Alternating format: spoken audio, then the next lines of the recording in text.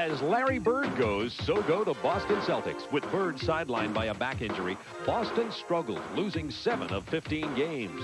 But now, with Larry playing again, the Celtics are on a roll, sweeping through the first 4 games of a tough Western road trip without a loss. Tonight's stop is Arizona, home of the Suns and the incredible Kevin Johnson. Phoenix has become the streak busters of this NBA season. Tonight, they plan to stop another.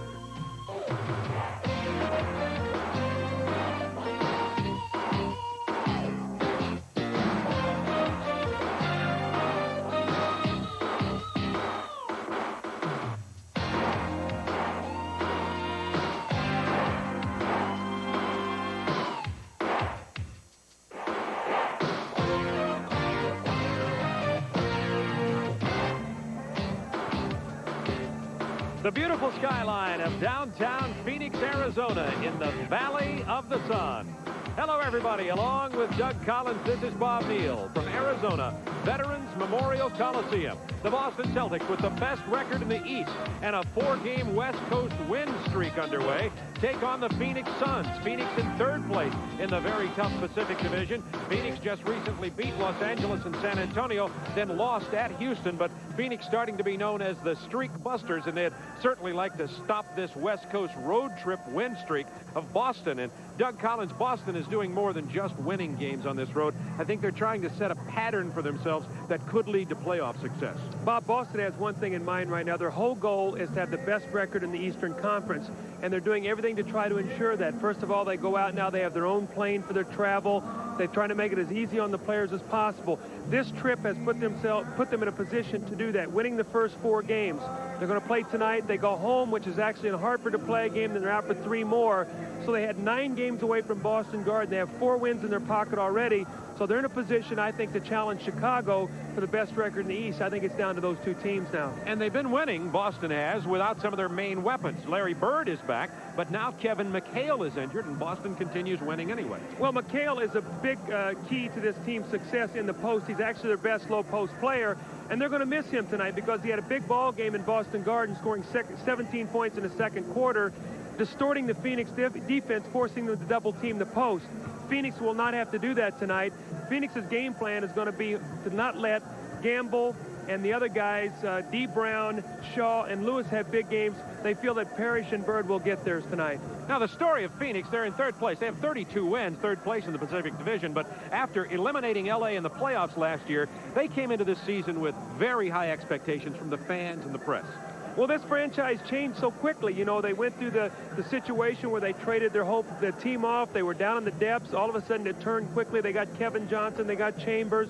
They got to the finals. Now, all of a sudden, they feel like if they don't get to the finals at the total deal, that it's going to be a lost year. With that goes pressure. And now this team is sort of in a crisis period. They've realized that in order to get to the finals, they must play better defense. Their defense has gotten better, you see, after 25 games. They were giving up 115 points. In the last 24, only 102. But look at their offense. They were averaging 119, now down to 110. What does that do, you say? Well, all of a sudden, these guys, Tom Chambers, instead of scoring 25 points a game, he might be scoring 19. Xavier McDaniel's scoring is down. So there's a little crisis going on now. These guys are not getting their numbers.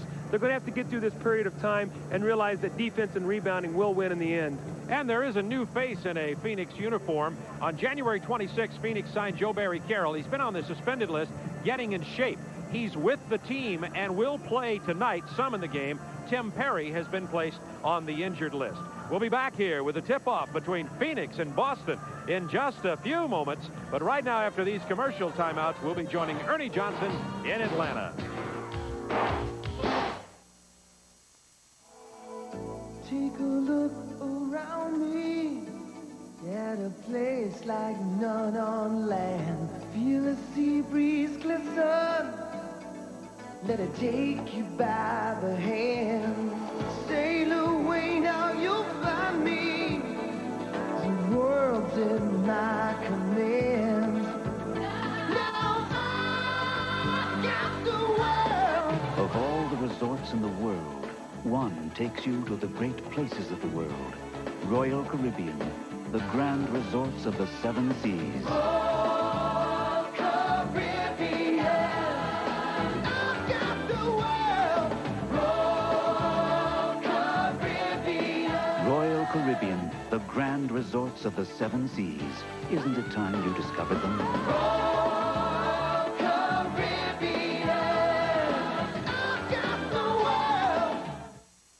I used to have dandruff, so I tried Head & Shoulders. Then I tried Seltz Blue. Blue is better. Seltz Blue relieves dandruff flaking better than Head & Shoulders, and doctors recommend it more than Head & Shoulders, Denorex, and Tegrin.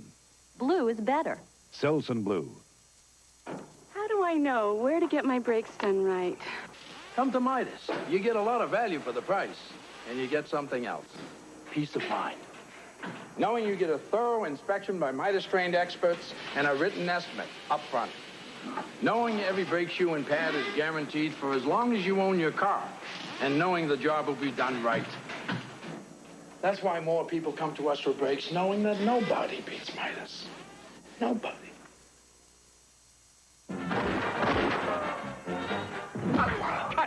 Great cake! Maybe for you, but my hemorrhoids are killing me. Try Sit Again. Still going. Nothing outlasts the Energizer. They keep going and going.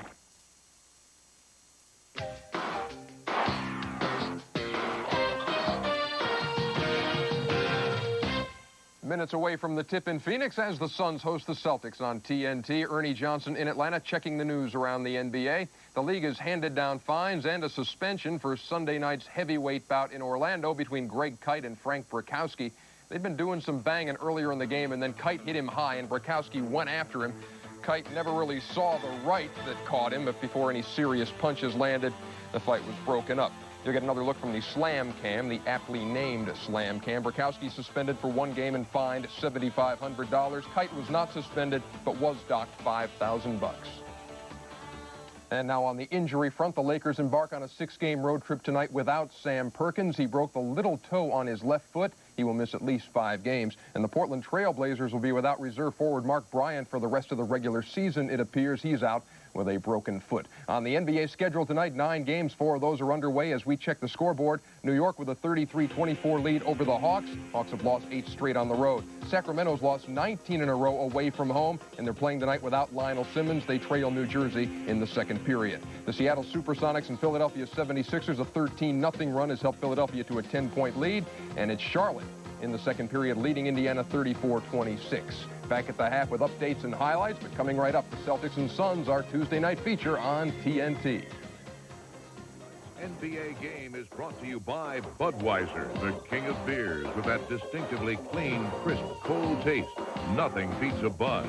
And by Jeep and Eagle, official vehicles of the NBA. Would you say you know a lot about cars? Yeah. Tell me, if you could trade your all-wheel drive Eagle Talon for any other car in the world, what would it be? A mistake.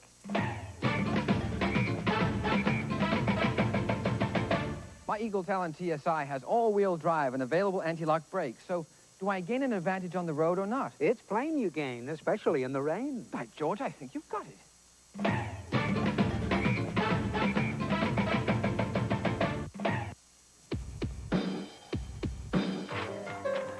This is never gonna work. Hey, relax. Anybody can send them roses. Excuse me, we didn't order these. Ian, what's this?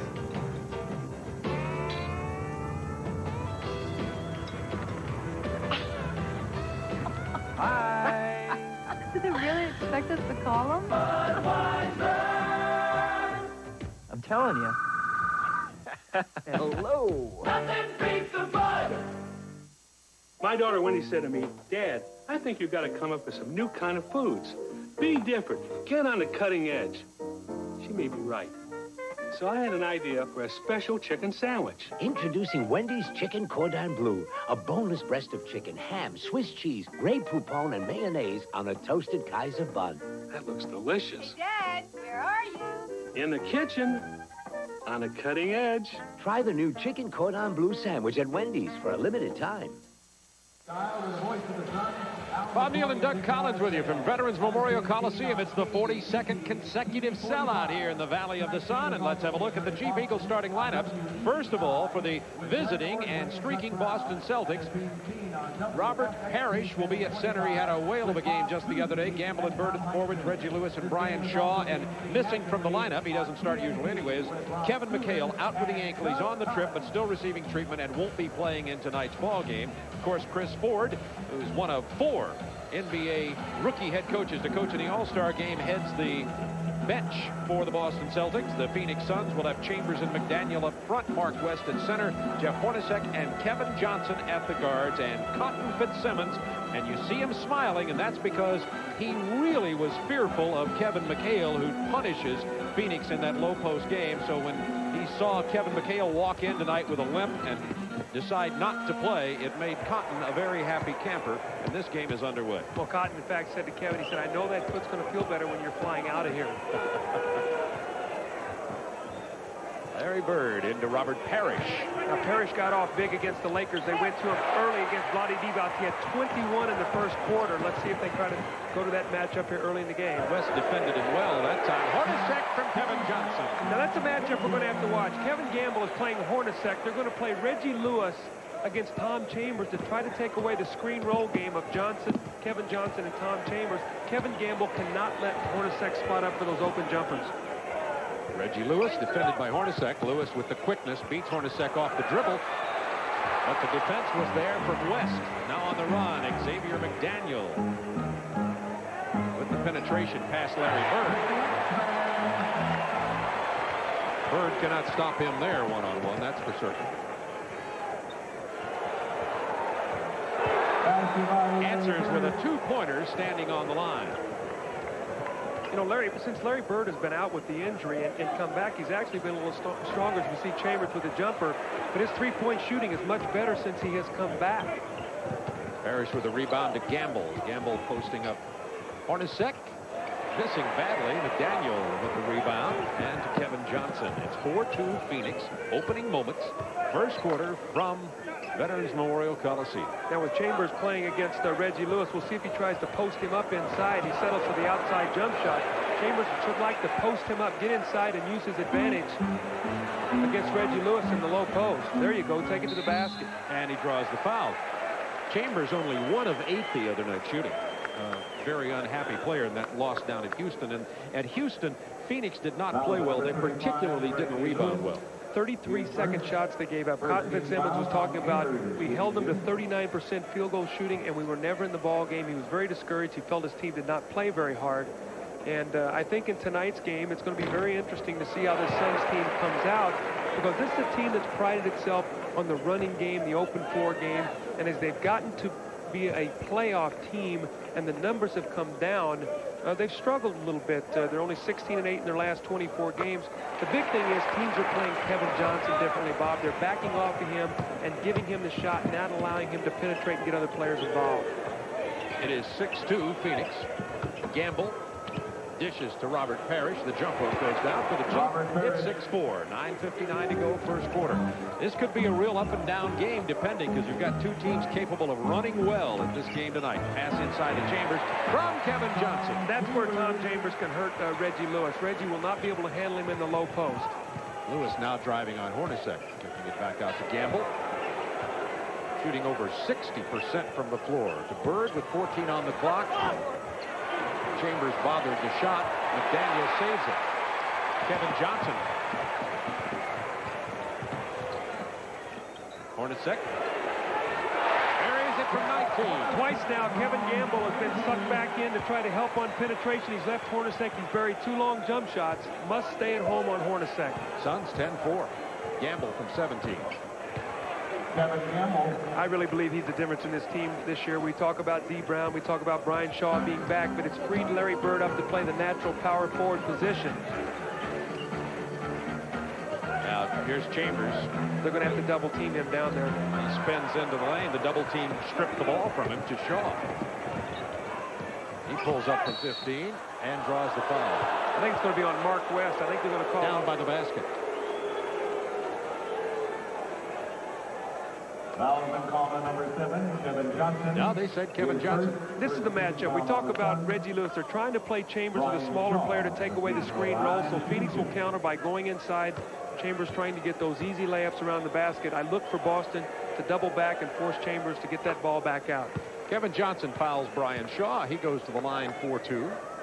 Can pull the Celtics to within 2 with a successful free throw here. At 6'6", and with the speed and quickness that Brian Shaw has, he should be able to stay in front of Kevin Johnson. No one's going to keep him from completely penetrating, but he should be able to do a good job and keep him out of the lane. Daniel over Larry Bird. Tough defensive assignment for Larry Bird. And now McDaniel with a tough defensive assignment. Bird gets in front edge of the rim, but Parrish is there. The pump fake, the foul, and the basket. Second shots. We talk about giving up 33 offensive rebounds against Houston. Larry Smith the other night, 15 offensive rebounds himself in that ball game. Robert Parrish is one of the good offensive rebounders on this Boston Celtic team. When you look at them, they shoot such a high percentage, they don't get a lot of second shots. But Robert Parrish on the season has 156 offensive rebounds. He is their leading offensive rebounder. 3-point conversion. It's a 1-point Suns lead. 8:23 to go, first quarter.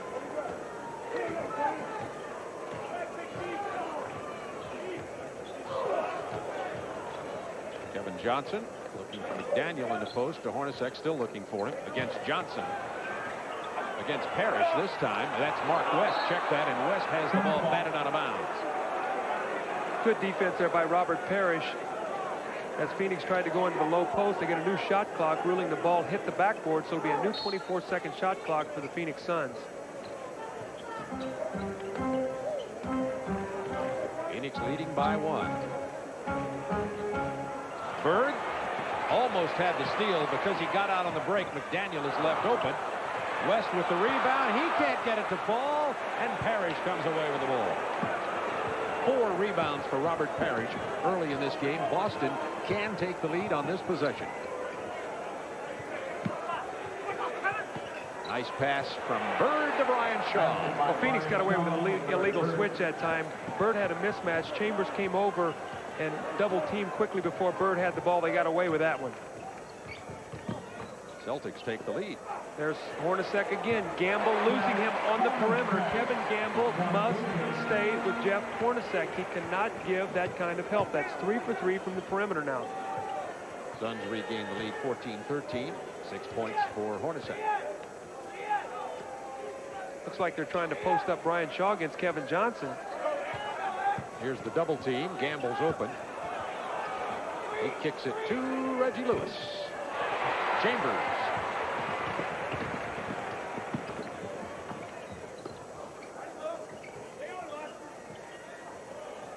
Good ball movement. Penetration by Kevin Johnson. Behind the back of McDaniel. Over Robert Parrish. Rebound, Reggie Lewis. Xavier McDaniel had an open shot. He put it on the floor, made it tougher, and as a result, missed the shot. Timeout, Suns. We've got a block called on Hornacek. And the Suns call timeout with 6:33 to go in the first quarter, leading it by 1. It's another sellout crowd as the Phoenix Suns hope to stop the West Coast win streak of the Boston Celtics. This good boy shares what he has with the rest of his class. This bad boy doesn't.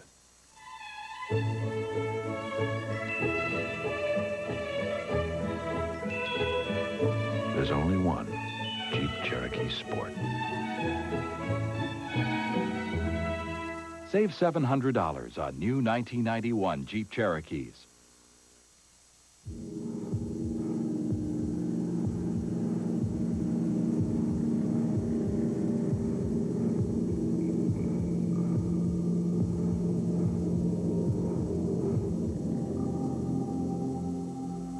If it makes you nervous to have someone my size in your face, now you know how your kid feels when you're in his. No one wins with child abuse.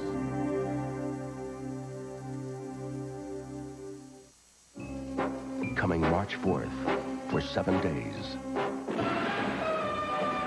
Bond, James.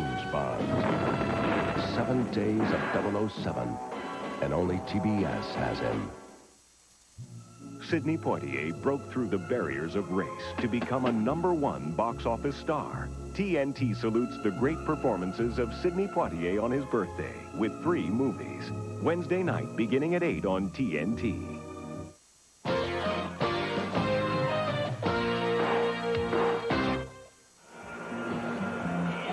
Suns lead it by 1 point, and some of the players on Phoenix have been, I think, wanting to get the ball a little more. Kevin Johnson's trying to do just that tonight here to McDaniel. Well, you see, here's what I talk about. McDaniel has a shot right there, okay? Now, he's going to try to pump fake thinking Parrish is going to go for it. He doesn't, and now look at the shot he ends up with. Much tougher shot. He had the shot initially. Kevin Johnson, 5 assists in the first 5.5 minutes of this game. Looks like he's making a real conscious effort to get his teammates off. Bird tried to hit Gamble. The ball came out into the hands of Parrish, who gets the basket. Parrish has 7 points early, so he, too, is starting very well, just as he did in the game against the Los Angeles Lakers. Celtics up by 1. See, Shaw's done a good job right there, keeping Kevin Johnson in front of him. You make him take that outside jump shot. That's terrific defense. That time, no ball movement at all. It just stayed in the hands of Kevin Johnson, and he shot it with 7 on the shot clock. McDaniel with the foul. 14th foul on the Suns.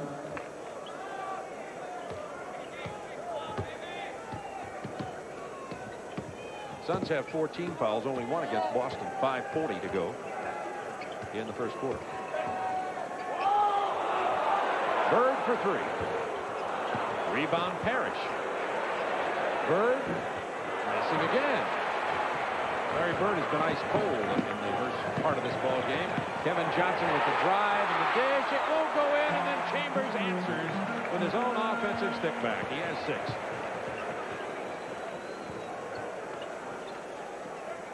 Making a real conscious effort here to post up Brian Shaw against Kevin Johnson. It'll be interesting to see now whether Phoenix has to go back and give Kevin a little help. That's 3 times in the ball game now they've gone to Brian Shaw in the low post. Shaw has 6 points.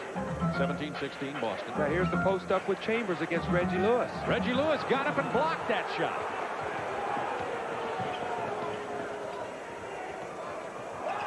Bird tried to hit Parrish. It was deflected. Gamble with the penetration. That's one of the reasons his shooting percentage is so high, is his excellent moves to the hoop. And that was a tough shot, Bob. That was a left-hand hook shot up over the top of Mark West, who leaped to block the shot. Nice play by Kevin Gamble. Chambers 4-3. Boy, Chambers is getting some shots up here early. Bird to Reggie Lewis. Gamble's down there too. Lewis has it stripped away. Gamble has it. The ball has been bouncing Boston's way early. They have a 3-point lead. Mark West rebound. Chambers. The ball this time bounces McDaniel's way, and he sticks it from 6 feet and has 6 points.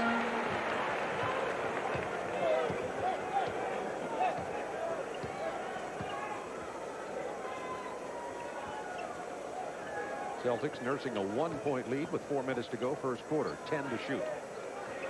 Bird from the perimeter nails this one over Chambers. Bird's shot really looks good tonight. He's got great rotation on it. The ones he's missed, he's really been long with, which tells you that his legs are fresh tonight. It's one thing you always look for in a shooter. Hornacek, played by Gamble. McDaniel over Bird.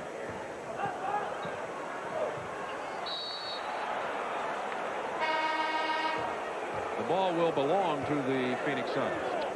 Well, he's pointing towards the Phoenix Suns, but I think he wants to. He means that the Celtics are going to have the basketball. Yeah, I would think so also. Because what if Mark West came down with the ball standing out of bounds? So Bob Delaney had the call the right way. He just was pointing the wrong direction. He was saying Boston and pointing toward the Phoenix Suns basket.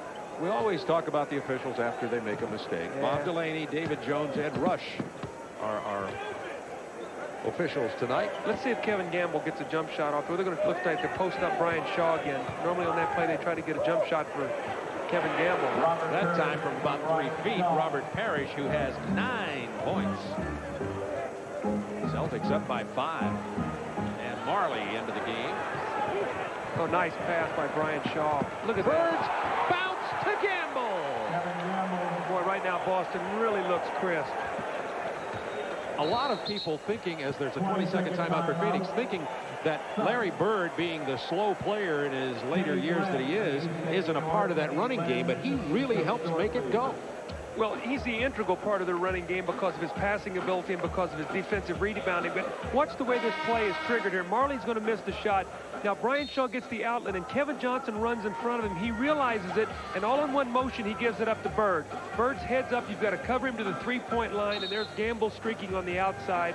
That's a picture-perfect fast break. The ball never really being dribbled, thrown ahead twice, and a nice bounce pass. Well, Larry Bird says his back's feeling much better, and one of the reasons is on this road trip he's able to lay down and stretch out as they travel because of the private airplane that they now Well, I think that's a good move by Boston. A lot of these teams, Detroit, Chicago, teams that are in your upper echelon are doing that because they feel like it's worth 4 or 5 road wins to them. Boston having the best road record they've had in a long, long time at 16-8. Daniel backing in on Bird with the spin move. Rebound Parrish. 8 rebounds for Robert Parrish in the first quarter with 2:41 remaining. Brian Shaw losing it. Kevin Johnson back so quickly from 14. Well, Robert Parrish is 9 big. rebounds. It was at 9 points and 9 rebounds in the first quarter. Loose ball foul is called. I think they'll be shooting. That will be the 15th foul, so they'll be shooting. Robert Parrish is a Hall of Fame center. You know, he's been a guy who's played with Dennis Johnson and with Bird and McHale and Danny Ainge. Without this guy, they would not have the championship rings they do. Timeout. Boston. 2:33 to go, first quarter. You made me love you. I didn't want to do it. I didn't want To loving to families do it. and joyful times together. Made me want From U.S. Healthcare. And all the time you knew it. I guess you always knew it. You made me happy sometimes. You made me glad. But there were times, baby, you made me feel so bad. You made me cry, for I didn't want to tell you. I didn't want to tell you. I want some love. That's true. Yes, I do. Indeed, I do. You know I do. Gimme, gimme, gimme, gimme what I cry for. You know you got the kind of kisses. Over 1 million Americans have turned to us for a healthier way of life. U.S. Healthcare, a health plan for living.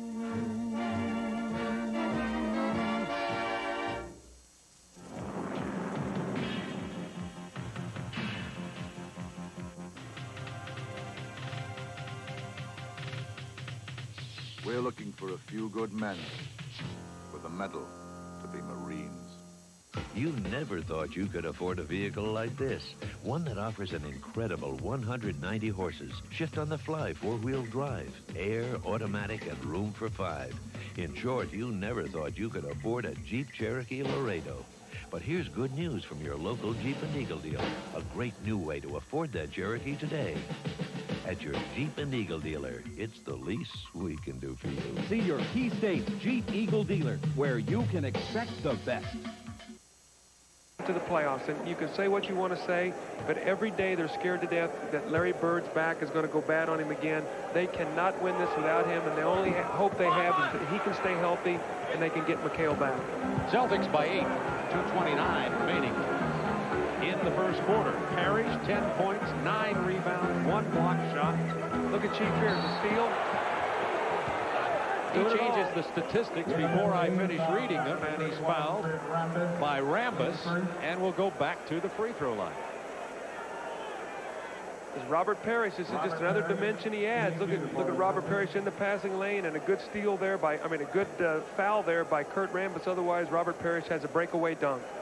Rambus, Lang, Marley, McDaniel, and there along with Kevin Johnson for the Phoenix Suns. See, what you miss with McHale being out of the lineup too, Bob, is McHale's also played a lot of backup center this year, so when Parrish has gone out, they've moved McHale into the center position and continued to keep Larry Bird as a power forward. They'll lose that flexibility and versatility with McHale out with an injury. Celtics up by 10 now with 2:12 to go first period. Boston stayed with their starting lineup all the way here. Daniel missing, Parrish sort of redundant. A double-double already. 2 minutes to the quarter. See, Robert Parrish, they played against Denver the other day, a team that really doesn't have a center. He only played 20 minutes. So in essence, he's had about 4 days rest. You can really tell that in his legs tonight. Kevin Johnson with good elevation sticks that jumper for his first basket of the night.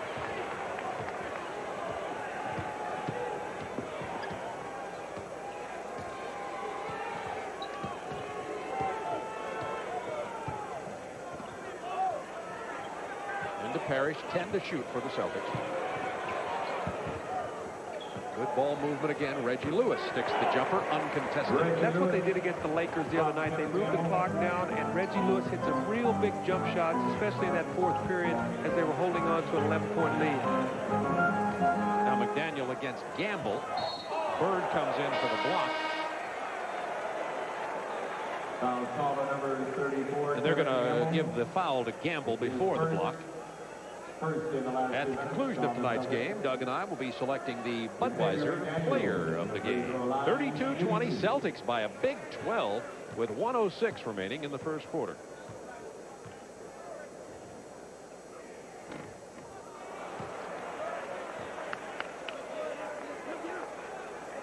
McDaniel came from Seattle for Ernie Johnson mid-season. Scoring definitely down since he's come to this team. It's a team of scorers, of course, with Chambers, Kevin Johnson. The Hornacek's their fourth leading scorer at 17 points a game. There's a lot of teams in this league whose leading score is 17 or their second leading, so they have guys that can put the ball in the basket. Bird and Parrish tried to pick and roll. Passing lane interrupted by Phoenix, and back comes Johnson with a bounce to Marley. And the foul. Beautiful pass by Kevin Johnson to Dan Marley. Dan Marley gets out on the break so well. Nice finish, and the foul by Kevin Gamble. Here's Bird. He's going to look to make the little pass. Xavier McDaniel gets his hand in the passing lane. Kevin Johnson has his eyes up. He sees the floor. Nice bounce pass, and Kevin Gamble just let Dan Marley run past him. 2 on Gamble now as Ed Pinckney comes into the lineup for the Celtics. Chambers back in for the Phoenix Suns. McDaniel will sit down.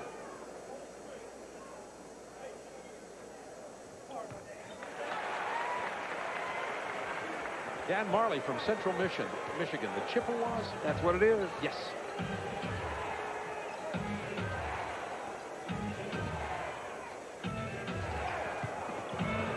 On the penetration move, tough play by Lewis. Too much defense there. Look at that bounce pass from Rambis to Lang, who traveled. Dan Marley was making an unselfish play there, but Andrew Lang is the guy you don't make that pass to on the fast break. A big guy, you only pass him the ball like that if he has a wide open layup. You don't want him to be able to put it on the floor because he'll travel with the ball, which is what he did. 20 seconds remaining in the quarter. 10 to shoot.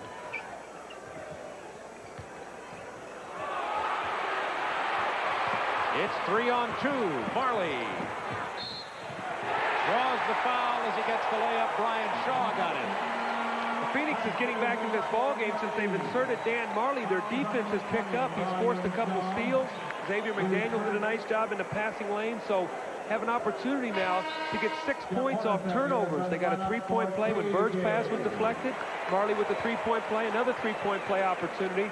So Boston has dominated this quarter, and if Marley makes his free throw, they're only up 5 points. 7 points, 1 second remaining in the first period.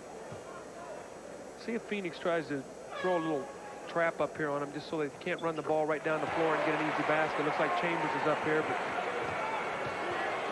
they decide not to throw the trap. Shaw uncontested to the basket. Lang blocks it with 1.4 remaining in the quarter. Andrew Lang is a good shot blocker. You just can't put the ball up there in his face. He'll erase that away, and Brian Shaw thinks he's going to be able to loft this over him. Andrew Lang blocks that shot very nicely.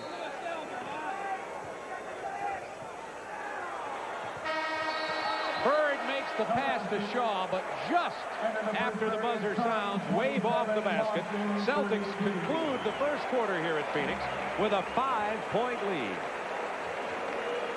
We'll be back to the Valley of the Sun in just a moment. Boston on a 4-game West Coast win streak.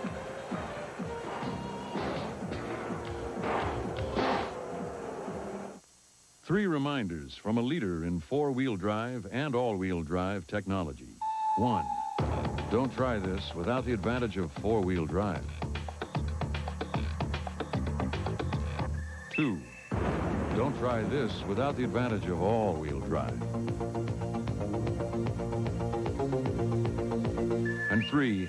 Don't try 1 or 2 without the advantage of Jeep or Eagle. In this room is a remarkable entertainment. It can make you laugh. Or change moods. It'll take you around the world.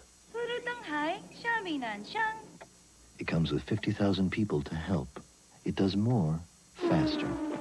Yet for all you get, it costs amazingly little. It's AT&T long distance. A suit guard that can't fade. The mission you are flying has been triggered by a mechanical failure. Creates a nightmare that won't end. There's no war! Henry Fonda in one of our favorite movies, Fail Safe. Thursday on TNT. We're prepared to offer you the most lucrative and rewarding work of your life. Whoever's behind this is in the business of recruiting assassins. Warren Beatty, the Parallax View. Tonight after NBA on TNT. This week on NBA Inside Stuff, 2 players who are turning in their sneakers for makeup. I'm sad for you if I do this. I don't look any better. Inside Stuff takes you behind the scenes with the Suns' Kurt Rambis and Detroit's John Selly. It's easier in front of a camera than it is in front of 200,000 people. And don't miss this week's hottest dunks in Jam Session. Get the Inside Stuff Saturday. Check your local listings. Celtics were up by 12. Phoenix closed out the quarter on a 7-0 run, and the Celtics are on a West Coast run at the moment. Well, they really did this. They were down 13 in the third quarter. Seattle came back to win that game. That's when McHale went down, and then they went to Golden State and Presley by 16, 13, and 18. So you can see, since the fourth quarter of that Seattle game, they've been playing terrific basketball on this road trip. McHale got hurt in the Seattle game. He's missed all those games up till now, and Boston continues winning. There's one to Chambers. Oh, got to rebound that ball. It was wide open. Joe Klein had the ball, and he slapped it right to Hornacek. And Bird got that defensive board out so fast. Got a jam opportunity down here for Boston, and the big hard foul to stop the jam. Well, Andrew Lang was trying to hold up Reggie Lewis. It was actually a nice play. Reggie Lewis stopped to take off 2 feet, and when he did, allowed Lang to catch up to him. Let's watch the outlet here, Bob. Now, it's a nice pass. Now, if Reggie Lewis takes a 1-foot takeoff, he's got to dunk, but he stops. And when he does, Lang catches up to him and causes him to pay for it. Now he'll have to earn 2 free throws.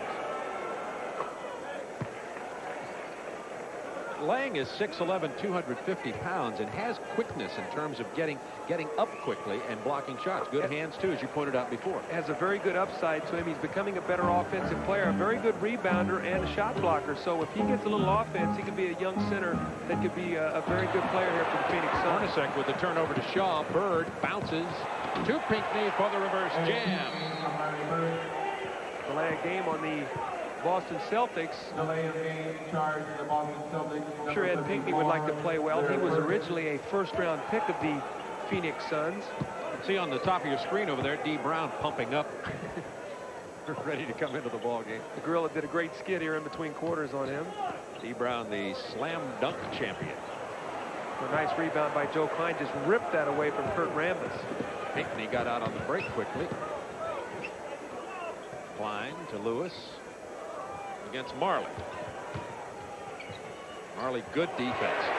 Marley's done a good job on Reggie Lewis. Forced 2 turnovers since he started playing him as he checked in the ball game.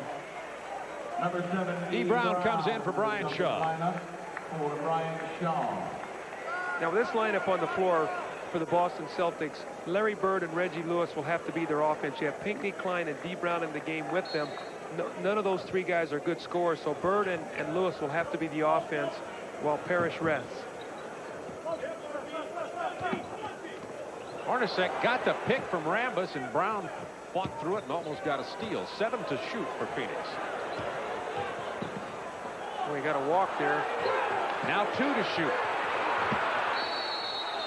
And And that's going to be a violation on the shot clock. The ball will belong to Boston.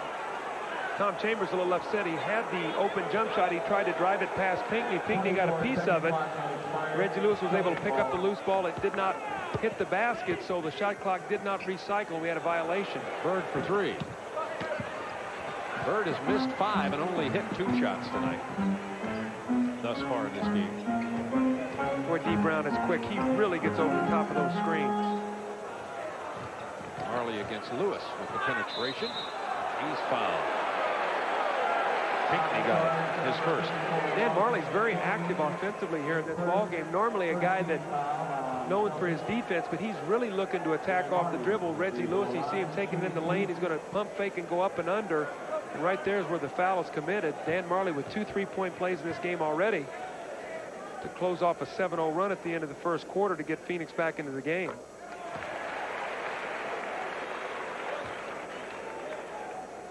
Marley has 7 points and the steal and the good defense.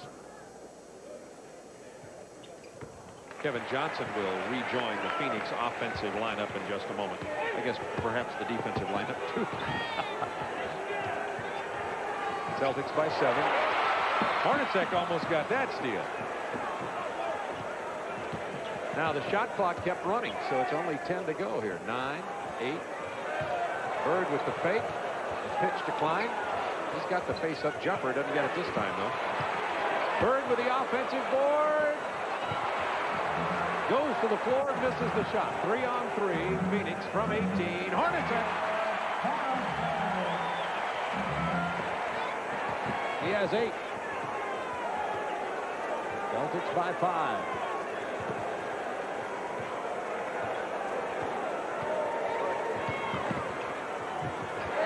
Chambers came over to help out, but Hornacek did a very good job playing D. Brown and the foul. D. Brown really looking to try to take Jeff Hornacek off the dribble in a one-on-one move. Hornacek plays it very well. You're going to see the isolation. Chambers comes over to get help. He gets a piece of the shot. Brown is going to get it back, and then he's going to dish underneath to Reggie Lewis, who will get to the free throw line for 2 free throws.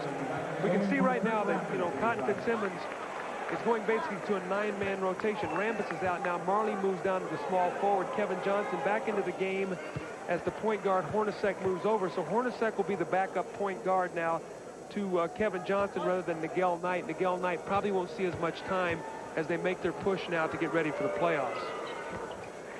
That was the second personal foul, by the way, on Andrew Lang, and it's a 7-point Celtics lead with 9:10 to go first half, along with Doug Collins, Bob Neal with you from Phoenix, Arizona. Kevin Johnson beats D. Brown on the dribble. Loose ball foul.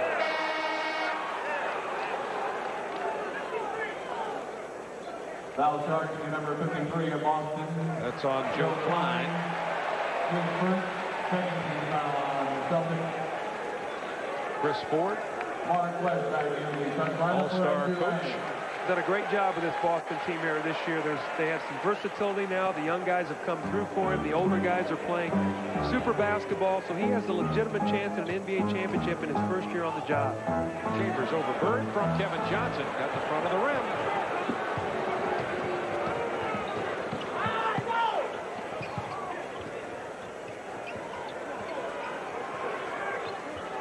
Bird's going to take the 3.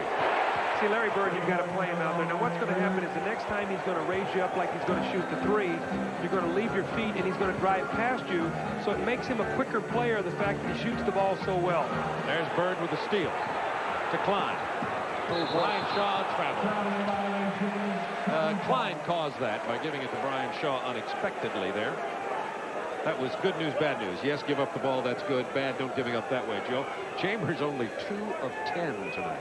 Well, he was 1 of 8 against Houston, we told you. There's some pressure on Tom Chambers. He and Kevin Johnson had a little bit of shouting match the other night in Houston, and Tom Chambers said that his job on this team is to shoot the basketball. So he's gotten some shots early, just not been able to make them. Well, you know what Kevin may have said. I don't think he did, but I would have said. Maybe I would have said, your job's not to shoot it, it's to hit the shots. That's not all wrong. That's my quote, not Kevin Johnson. And I didn't say it to Tom. I said it to you. We have 9 to shoot and the foul. Kicking violation. Kicking violation. No foul. Kevin Johnson is really looking to pass tonight. You can really see on his penetration. I had him in here against the Lakers the other night. He had 35 points, and we got in there. He was looking to take his shot. Tonight he's thinking pass. Marley with a good drive to the hoop. Foul continuation will score the basket. Marley with double figures. He has 10. Dan Marley right now is the Phoenix offense. He has 3 three-point play opportunities. You're seeing him on the drive, and Pinckney just cannot cover him on that drive. Chris Ford is going to have to watch that matchup. Dan Marley a little too quick for Eddie Pinckney. He's getting inside of him and forcing defense to come over to give help.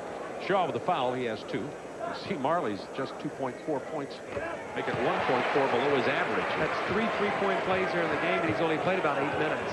41-34 Celtics, 7:56 to go first half. See Marley on Bird now. See his versatility. See if they try to post Bird up against Marley. There's a real traffic jam away from the ball, and Brian Shaw is just going to drive to the hoop. Rebound West.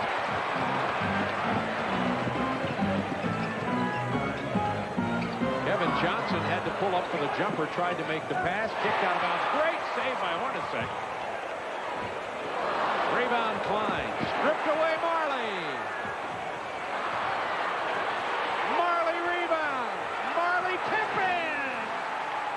That was an unbelievable sequence by Dan Marley. Great hustle, 13 points. And again, he's keeping Boston alive right now. Chris Ford's going to call a 20-second timeout. And he's got to talk about what are we going to do to try to slow down Dan Marley. That last sequence was truly amazing. That's highlight film material right there. Good angle from our slam cam. Well, there's one miss. That was by Marley. You're going to see Marley. He knocks the ball loose, so there's a steal. He misses this shot. The ball is knocked loose. Who ends up? There's a rebound for Marley. He misses that one. Here's an offensive rebound. So 3 rebounds, 2 steals, and a basket, and 3 misses. So field goal percentage did not help with that sequence, but everything else did. Look at that. He's doing it all off the bench tonight, Dan Marley, and he's keeping the Suns in this game, trailing Boston by 5 with 7 minutes to go in the first half. It is Hornacek, Marley, Johnson, West, and Chambers on the floor against Parrish, Pinckney, Bird, Shaw, and D. Brown. See, here we're going to go into the post with Bird against Marley. He's going to use his size advantage inside. Jump hook won't fall. Rebound Hornacek. Kevin Johnson saw that opening from Hornacek. Only 4 points for Kevin Johnson. Right now, Phoenix has a very quick team on the floor. They actually have 3 guards. So Marley's matched up against Bird. Let's watch the Celtic transition defense with this team on the floor. Robert Parrish against West. He's isolated, tries to back in. Gets West airborne, misses the shot. Rebound Bird. Pass inside to Pinckney. Timeout, Suns. Draws the foul, and Phoenix will call a timeout, and that'll be the second personal foul on Chambers. We have 6 minutes, 27 seconds remaining in the first half, and the Celtics leading it by only 3 after earlier having led by 12. Football Talk presented by Apple Computer. From the Wild West to the mean streets, Clint Eastwood has enforced his own style of law. Now, you can own his greatest movies with the Clint Eastwood collection from Time Life Video. As a gritty cop or a gunslinging renegade, Clint delivers non-stop action and some of the most famous one-liners in screen history. Go ahead. Make my day. Start your collection with the good, the bad, and the ugly. The classic Western where 3 sharp-shooting outlaws try to outwit and outshoot each other for a fortune of Confederate gold. Put your drawers on and take your gun off. Other videos include the outlaw Josie Wales, plus Dirty Harry and Magnum Force. There's no commitment or minimum number to buy, and you keep only the videos you want. So call now for the good, the bad, and the ugly. Here's how to order.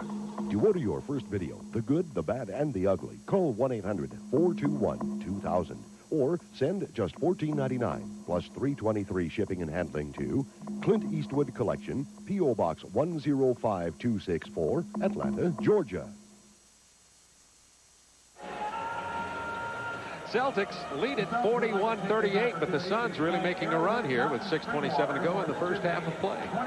We talk about the Phoenix Suns being streak busters. You see some of the Piston streaks they've stopped this year. 2 of those games were on TNT. The Portland game, I did that game in November, and also the Laker game. So I saw Cotton today, and he said he was very happy to see me. So You'll get credit for this. This would be 7. The Celtics have won 7 in a row, 4 on the West Coast trip, but 7 overall. Well, Boston's also trying to break a streak. This is 11 straight home victories that Phoenix has, so they're trying to break a streak of their own and keep their own road winning streak going. Indiana out in front of Charlotte. Charlotte on a slump at the moment. You gave me a look on that one. At the moment, you could have said. And Philly winning at home lately. And they're leading against Seattle. Philadelphia playing reasonably well.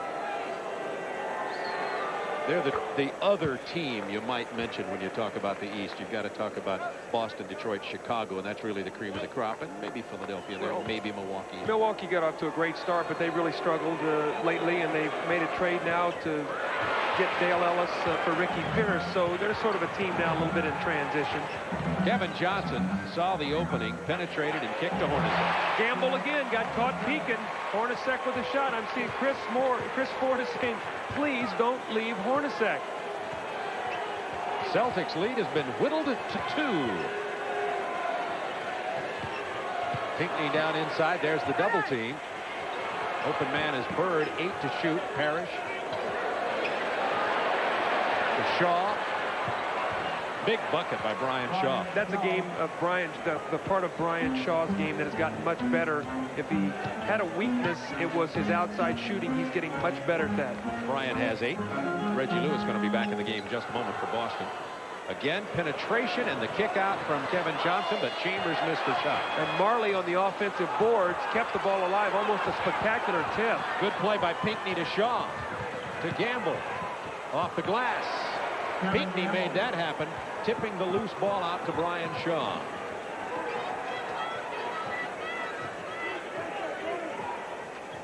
Screen roll with Chambers, Kevin Johnson. There's the roll, the bad pass, and along to Boston. Up by 6. McDaniel back in for Phoenix. Reggie Lewis checks in for Larry Bird for Boston. Bird sits down with 7 points. Now, when he goes over the bench, he'll sit for a while, and he'll also lay down on the floor for a while. He does not want that back to stiffen up, a little bit like we saw Rick Mahorn do in the playoffs a few years ago for the Detroit Pistons. 10 seconds to shoot for the Celtics. Down to Reggie Lewis. There's the double team. Tried to split it and drew the foul.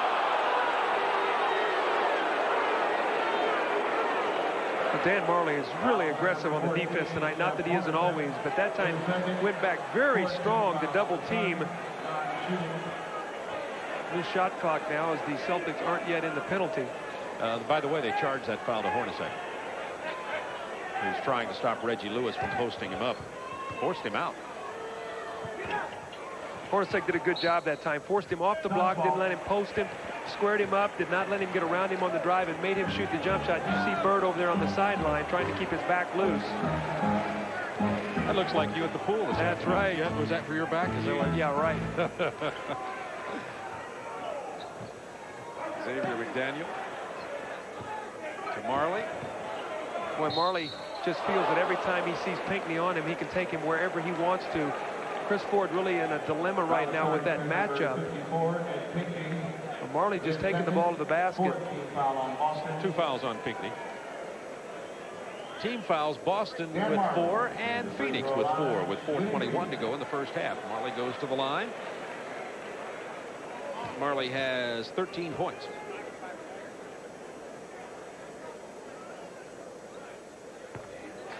Perfect from the line, 6 out of 6 so far. Phoenix 9 out of 10 from the line. Boston 11 of 13. Quite a few free throws shot here in the first half.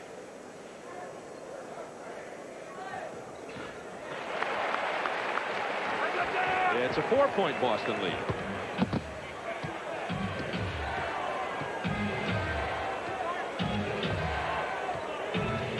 Shaw backing in on Kevin Johnson, looking for Parrish. Finding the cutting Pinckney, had it stripped away. They got a kick violation, and it'll go back to Boston with a new shot clock. Well, Robert Parrish got off to a great start, and now Phoenix has gone back to double team him to take the ball out of his hands. They're going to force someone else to try to beat them. Doing a good job now rotating defensively, not letting Parrish post up against Mark West. You see him right now. Here comes Marley. And now the rotation. They're going to give Kevin Gamble that jump shot. Pinckney went over West for the tip-in, but missed it, and now back comes Phoenix, and Kevin Johnson lost the dribble, had to leave it loose, and who's there to get it? Dan Marley's got 17.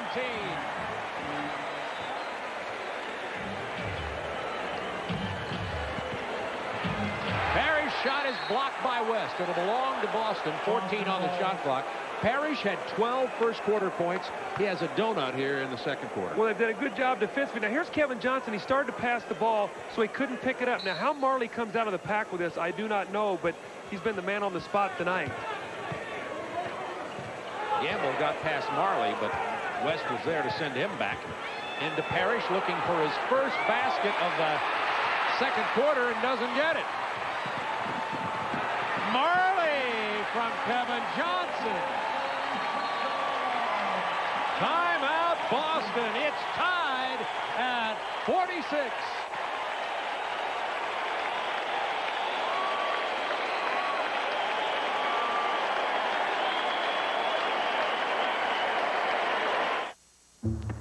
These three such very good friends wanted the glorious son of St. Thomas. But one evening, the tall one lost her money and her credit cards.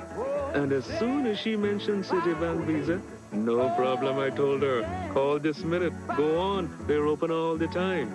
Well, she got a new card in one day. I see credit cards from all around the world, and with Citibank, it's always the same thing. No problem. Not just Visa, Citibank Visa. Wild thing. It is a wild thing. Come shout and sing, join in the ring. It could be queen or it could be king. You go your way and I'll go mine. As long as you just make it fine. Good times roll with the clean, fresh taste of Bud Light. It won't fill you up, never let you down. Wild thing. Wild thing. Tonight's leaders brought to you by Nissan, built for the human race. Nissan started a few years ago with cold-rolled steel and a hot idea to build the best. First came the twin-turbo Z, and it was judged the best. Then the Maxima, and it was called the best as well. Now come the new Nissan Sentras, and they're called the best. In fact, in the last 2 years, Nissan's new lineup has won more major awards than anyone, 17 in all. Nissan.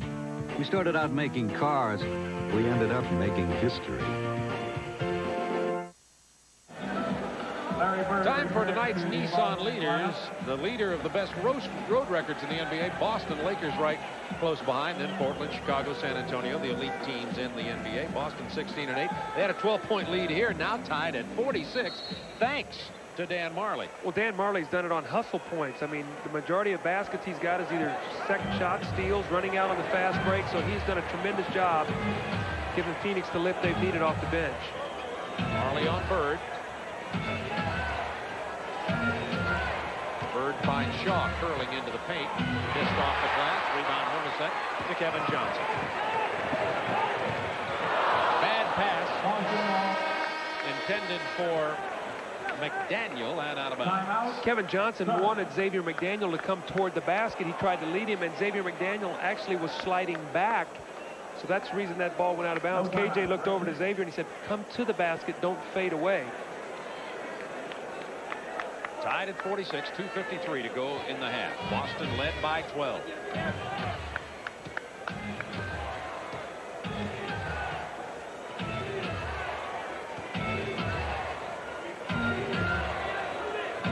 Now they've posted Bird against Marley, isolated it, 8 seconds to shoot.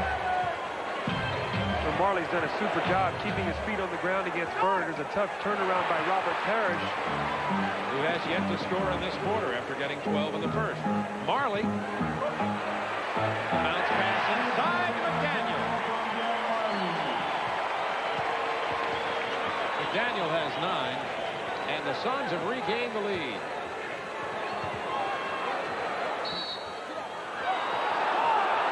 Foul is on McDaniel. That's 2. This is one of those fouls that weren't very evident, but the one that where the guy hits you on the elbow as you're taking your shot, and that throws your shot off. So that was a good call. Xavier McDaniel tried to get away with a little tap on the elbow, and Bob Delaney caught him. Well, Boston can't throw it in the ocean. 24% here in the second quarter. Here's the play right here. You're going to see Kevin Gamble goes up, and you're going to see right there, you see him hit him on the elbow.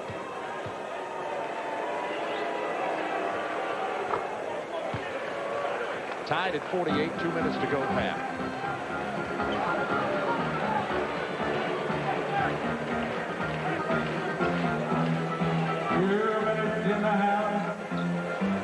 Daniel over Bird. Rebound Parrish. He has 11. Celtics can regain the lead. Quick move to the hole by Lewis. Big time play, missed the shot. McDaniel has Phoenix running. It's 4 against 3. McDaniel bats it back in. Tough shot by Xavier McDaniel. He leaned in and he missed it, but he stayed with the shot nicely.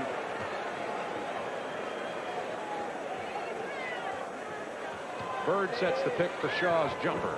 Again, Brian Shaw, you're sliding on, you're seeing the defender slide underneath that screen, and Brian Shaw shooting the outside jump shot. Good Boston balance with scoring. Shaw has 10. Tied at 50. Boston hasn't won in this building since 1988. Johnson beats Shaw. Hands the ball to McDaniel, who can't get it to fall. Gets his own board. Bird fouls him as he strips the ball away. Foul call on number 33, Larry Bird. You see Kevin Johnson, he's going to get inside, and Robert Parrish comes over to give help. Now, Mark West did a great job right there. As Bird tried to rotate over to get into the passing lane, Mark West stepped in front of him and would not allow Bird to get there and enabled Xavier McDaniel to be wide open. He missed the layup, but he stayed with it, and he's going to get 2 free throws. So Mark West prevented the rotating man defensively from stepping in there, and it's going to give Xavier McDaniel the 2 points. So that's something Mark West did in that sequence that's not going to be shown on the stat sheet, but gave his team 2 points.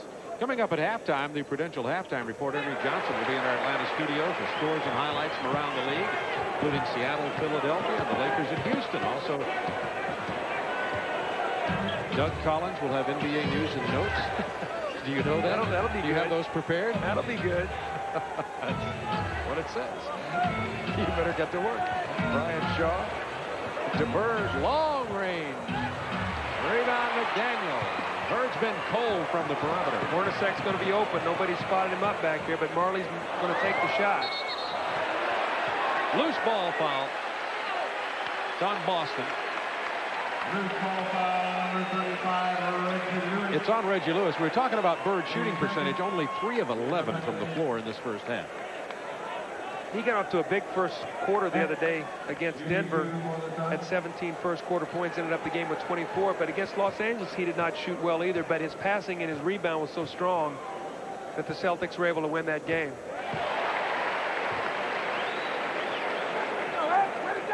This is Xavier McDaniel over the last 4 games. You see averaging only 7 points on 11 for 41, less than 27% from the field. So Xavier McDaniel trying to snap out of a 4-game slump. Well, he's doing it tonight. That was his 15th point. Many from the free throw line. Boston will try to play for the last shot. There's about a 4-second differential. Suns by 4. Boston had led by 12. Time remaining in the half, 14 seconds. Phoenix has dominated this quarter with their small lineup. Marley is a small forward, and the other 2 guards on the floor. Big bucket by Reggie Lewis. 8.8 remaining. Phoenix back very quickly.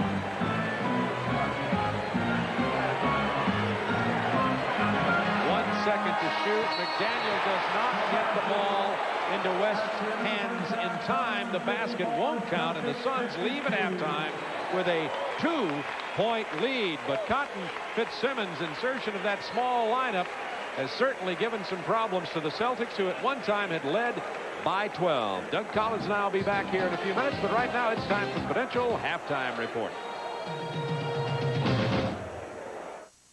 Tonight's NBA game is brought to you by Nissan, built for the human race.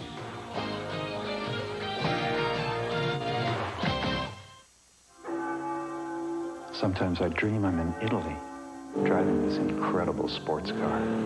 And my boss is there. He says, "We need a ride to the shareholders meeting." Now, here's where it gets weird. The sports car has 4 doors. I mean, there's no such thing as a four-door sports car. It's just a dream, right? From Gillette comes Sensor, the only razor that can sense and adjust to the individual needs of your face. The best a man can get. Sensor blades are mounted on responsive springs to continuously sense and individually adjust to your face. The closest, safest, most comfortable. Gillette Sensor, together with the richness of foamy shave cream, for the best shave a man can get. Gillette, the best a man can get. Ernie Johnson in Atlanta. Coming up next, it's the Prudential Halftime Report. We'll update you on all the action around the NBA tonight, scores and highlights just ahead. Isaiah Thomas shares his thoughts on how the Pistons have played without him. And we'll go back to Phoenix and bounce around some ideas on the second half of the season with Doug Collins. It's all ahead. The sports car I want is a Nissan. No, the one with super high steering. No, the other one with super high steering. Yeah, the 240. And I tested it someplace curvy. No, I mean curvy. No, I mean really curvy. Then I'd listen to some music. Having my baby. No, I mean real music. Yes! Great defense starts with your feet. And I have MVP feet. That's why I play in the pump from Reebok. When I'm pumped up, I get support, protection, and a custom fit that's unbeatable. I'm a hot dog. But when it comes to protection, this is no bull. Pump up and air out. Switch to the greatest sports performance shoe in the world, the Reebok Pump. Pump up and air out. Here's Claude with room to run. Wait, he thunders on in. Kevin Johnson in at the baseline. Stuffed it over Markey. McDaniel quick try baseline. Hail man out in front. Kev gets the give and go.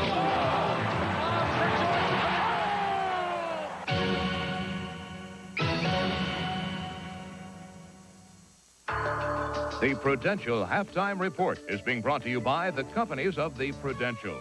Come to the Prudential and build your future on the rock.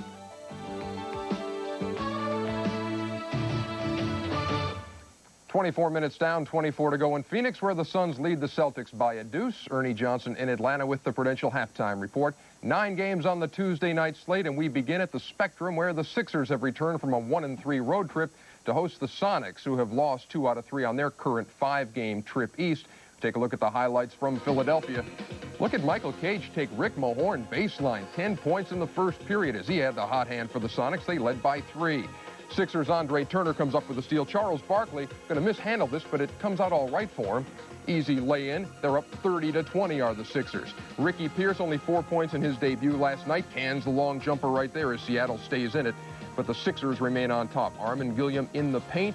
Little left-hander goes for him. They got a 9-point lead at that point. Right now in the third period, it is 69-59, the Sixers with the lead. The Atlanta Hawks trying to snap an 8-game road losing streak at the Garden. Look at the Knicks run the break. Kiki Vandeweghe, nice pass over here to Charles Oakley. Right down the middle. Bob Weiss watched the Knicks go on an 11-0 hot streak. Patrick Ewing, 14 in the first. With authority, 33-24 after one, but the Hawks answer with a 10-0 run of their own in the second quarter. John Batten, nice little crossover dribble, and the left hand off the glass. 55-51, they lead at the break. Right now in the third, they lead at 73-67 over the Knicks. The Indiana Pacers and the Charlotte Hornets at Hive Drive. Hugo hunkering down there at Charlotte Coliseum where they had the slam dunk competition. A few leftovers from that. Kendall Gill, who was in that competition, throws it down. They got a 5-point lead. Then it's on the break. J.R. Reed to Johnny Newman. That's nice, little reverse over the head. Indiana goes on a 22-8 run, though. Detlef Schrempf inside to Reggie Miller. That's pretty. 68-60. Indiana has come back to take the lead over the Hornets. They are in the third period. And the L.A. Lakers and Houston Rockets, 2 of the hottest teams out west. Michael Thompson starting for the injured Sam Perkins for the Lakers. Little pinball action for you here. Vernon Maxwell going to lose the handle. Kenny Smith says, here, get it back to you. Try it again, Vernon. And this thing is knocked away. Hey, Kenny Smith, I'll just take it myself. Cans the long jumper. Lakers with a sluggish start. Houston going to the second period leading 24-15 over the Lakers. The Sacramento Kings have lost 19 straight on the road. Lionel Simmons not playing. He's got an ankle sprain. He was the player of the week, and they trail 59-50 at Meadowlands Arena. The Washington Bullets and the Chicago Bulls, Michael Jordan and company, leading by 5 in the first, and the Milwaukee Bucks and Miami Heat at the Bradley Center, 25-13, the Milwaukee lead over Miami. They are in the first. When the Prudential Halftime Report continues, you'll hear from Isaiah Thomas on how the Pistons are faring without him, and we'll talk to Doug Collins on everything from Air to Zeke.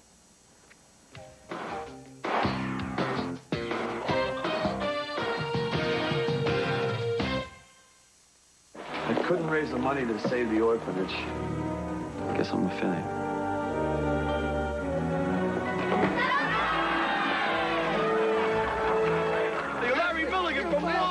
I've invested in their future. All you needed was some faith and friends. In the movies, happy endings are easy, but in the real world, they take solid planning. So for peace of mind, investment advice are the home of your dreams.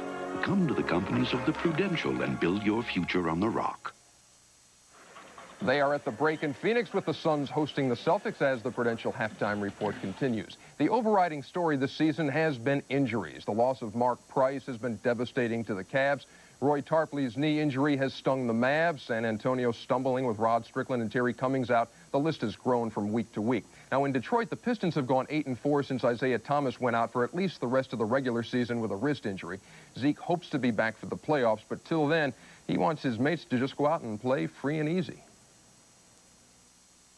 It's not a pressure situation. I think the guys are really trying to put a lot of pressure on themselves to come out and produce and do certain things, but it's not that type of situation. Actually, it should be a little easier now that I'm gone because there's no pressure, there's no expectations, and you should just be able to go out and play free and easy and have a good time and beat the crap out of people. Well, that was not exactly the case Sunday as the Pistons were thumped by 28 by the Knicks. Let's talk about the Pistons now and their chances for a three-peat as we join Doug Collins courtside in Phoenix. And, Doug, you look at this team, Detroit. If Isaiah comes back now, is that what everything hinges on? Can they repeat if he comes back? How do you feel? Well, Ernie, I think that, you know, Chuck Daly's in a tough situation right now because he would like to have the best record in the East, but I don't think that's going to happen. I see them with 17 losses. Chicago with 14 has a better schedule. Boston with only 12. I really believe that the only way that Detroit can win it all is for their players to be healthy, and that includes Joe Dumars, who's been struggling with a big toe that he's playing heavy minutes with. You've got Isaiah, Lambeer, and Edwards. So I think for Detroit to win, it's not going to be as important for them to have the best record as it is for them to be healthy. If they are healthy, they are a confident team that feels that they can go anywhere and win one game out of 4 on the road. With that great defense especially. Now, the trade deadline comes up on Thursday. The Chicago Bulls' Michael Jordan really wanted Walter Davis, but he got away from him. Now, do you think, is there room there for a shooting guard? Are they trying to work a deal now to get some help from Michael J.? Well, I think what they'd like to do is maybe get an Eddie Johnson, you know, from Seattle. There's been so much talk, and I think now with Ricky Pierce going to Seattle, that it's going to free up making Eddie Johnson a little more expendable. Now, whether Chicago can swing a deal, who knows, because I'm sure Seattle's going to want a big man in return. There's been a lot of talk about Stacey King, you know, Cliff Levingston, a lot of those guys like that. I think what Chicago would like to do is add another experienced scorer to go into the playoffs, so when they go to their bench, whether it be to back up Michael or back up Scottie Pippen, that they can go to a guy that can score some points. You know, in the past, Chicago's made a couple deals with Seattle. They made a draft day deal to get Scottie Pippen. They also made a deal to get Sam Vinson a couple years later. So look for Seattle and Chicago to try to work something out here in the next couple days. Are you getting any kind of a feel for other deals that might come up here in the next couple of days as teams look to improve themselves? What do you think? Well, you know, I think there's a lot of teams that would like to improve themselves. There's a lot of salary cap restrictions, Ernie. You know, that you're talking about Detroit. Obviously, they'd like to be able to add a guard if they possibly can to help get them through this period of time. I think the teams that would really like to do some are those teams that feel like they have a chance to win a championship. You know, San Antonio, could they add a guard to help them in the absence of Rod Strickland or someone to help for the Terry Cummings? But with salary cap restrictions, it's so hard to get anything done. Let's pursue that San Antonio thing just a second. You bring up Rod Strickland. If you're the coach, how do you handle a situation like that? I know sometimes you've just got to bite the bullet on injuries, but when a guy gets in a fight in a parking lot, how do you handle it? Well, it's a real tough situation because, you know, Rod Strickland was very much a part of the success of that team because he gave them speed and quickness. He gave them a running game. And what he's done, he's putting that team in a very, very difficult situation now. Avery Johnson is stepping in and trying to do the best job he can possibly do.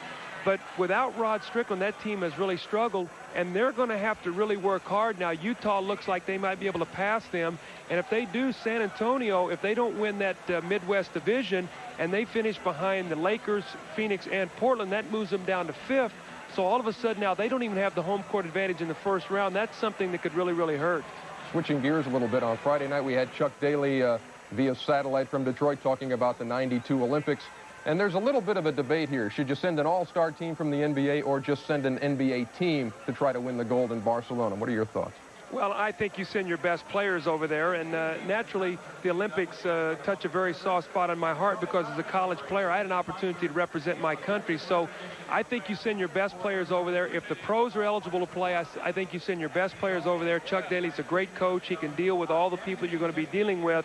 But also I think it's very important to have a roster spot for a few of those college guys because, Ernie, I will tell you that playing in the Olympics was one of the highlights of my career, and I'd hate to see that not some amateurs not get a chance to do that. I just think it's a terrific honor to represent your country as an amateur player. And you knew that bitter disappointment of the Olympic Games. We appreciate you for joining us here from Phoenix, and we'll get back to you in just a couple of minutes, as a matter of fact, when we send you back to Phoenix for the third quarter. The Suns and the Celtics when we come back. Ladies and gentlemen, I wish my old partner was here tonight because this used to be our song. I have everything. All my dreams come true. Eddie. You're my arms, button bomb, and a hope for two. In the movies, happy endings are easy. But in the real world, they take solid planning. So for peace of mind, investment advice, even buying or selling your home, come to the companies of the Prudential and build your future on the rock.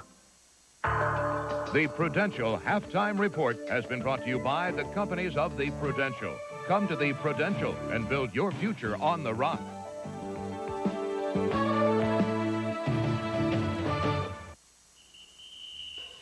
The 1991 NCAA mini basketball from Pizza Hut is one of those things people just love to get their hands on. And at only $2.99 with any Pizza Hut pizza you buy. Luckily, that's very easy to do. So grab this year's NCAA mini basketball for just $2.99 while supplies last. Because you're never too old or too young to have a ball. Pizza Hut, making it great. Coming to TNT Sports this spring, this summer, this fall, and next winter. See it on TNT. The Lakers are making their run at first place in the West. Uh-oh. But the Atlanta Hawks haven't lost at home in 17 games. Unbelievable. The NBA on TNT, Friday at 8. Bigger than life. Do your old windows stick, leak? Who can you trust to install new ones? Hi, Bob Vila for Sears, the home improvement professionals. If you've been struggling with old, leaky windows, you should call Sears for high-quality, high-performance replacement windows. Doors, too. Sears has a wide range of high-quality vinyl and wood models available in whatever style you want. Custom-sized for your home. Choose replacement windows from Sears and get energy-efficient dual pane. Or the latest, low E-glass to help lower fuel bills. Easy cleaning, like this tilt-in you can clean from inside the house. Sears guarantees your satisfaction and provides flexible financing with up to 10 years to pay. For windows and a whole lot more, count on the home improvement professionals at Sears, the most trusted name around the house. Call 1-800-228-3600 to arrange a free in-home Sears installed windows estimate. 1-800-228-3600. Ernie Johnson back in our Atlanta studios. Our Tuesday night feature here on TNT, the Boston Celtics and Phoenix Suns. Boston trying to close out a road trip perfect. They're trying to make it 8 straight wins. The Phoenix Suns trying to play their role once again as streak busters. As we send you back to Phoenix, Bob Neal and Doug Collins, guys. Thank you, Ernie. The Boston Celtics at one time led by 12 points, and now Phoenix has battled back here to lead at 2 at the halftime. But before we get to that, I just want to point out how Doug here has managed to tan only one side of his face. That's because I was reading my notes.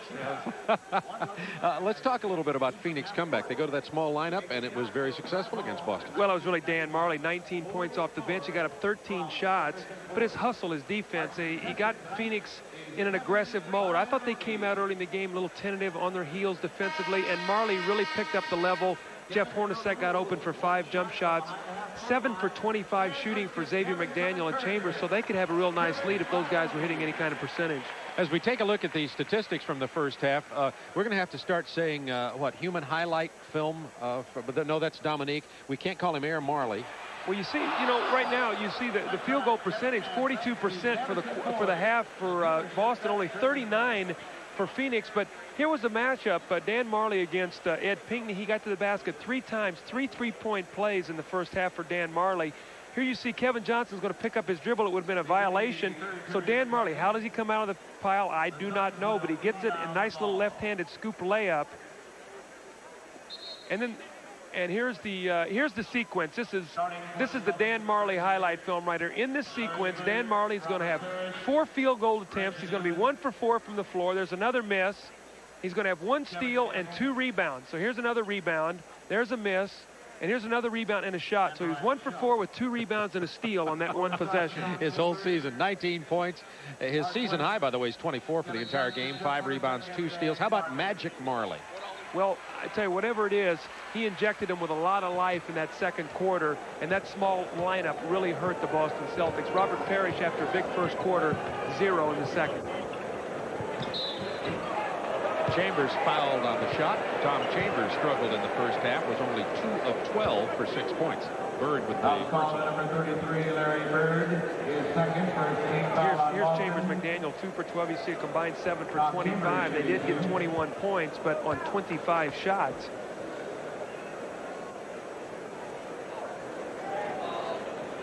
Tom Chambers' age may be showing on him a little bit. Is it too early to say that? Well, I think one of the reasons why they wanted to get Xavier McDaniel is to free up Tom Chambers to play strictly as a power forward. And what he's done now, he plays a lot on the perimeter. He tries to use his speed and quickness against bigger guys out on the perimeter. And he's been bothered by a sore back. It's something that he's not been able to shake. And I think you can see it in his jumping. He's not finishing around the basket with that great lift that he did early in the season. In his 10th year, the wear and tear slowing him a bit. Here's Shaw pounding it inside and rattles it home. Brian Shaw. 4 times they've gone to the post now. Brian Shaw against Kevin Johnson. That was a tough shot as Mark West tried to come over to give some help. See a different matchup this half. See Bird playing Tom Chambers. He did not help off on that screen. Kevin Johnson turned the corner. But Shaw beat Johnson back and got it to Lewis for the easy layup. See, Marley starting this quarter, so Cotton wants them to get off to a good start here. Does not want to have them dig a hole like they did early in the game. There's Hornacek again. That time Gamble got a hand in his face. I'm sure Chris Ford talked to him about that at halftime. Parrish with his 12th rebound. He had a mismatch down inside there with Gamble and Hornacek. A bit of a mismatch. 9 to shoot. Bird pulls up from 17. Larry Bird only 3 of 11 in the first half. Gams this one. You can count on him continuing to take his shot. Tied at 58. Chambers penetrating against Bird. Rebound Lewis. See, Tom Chambers didn't finish that strongly. Did you see it? It was more of a flip. Reggie Lewis draws Chambers out and takes the 10-footer. And Cotton Fitzsimmons does not like what he's seen. His 2-point lead is turned into a 2-point deficit with 10:08 to go in the third quarter. Timeout, Phoenix.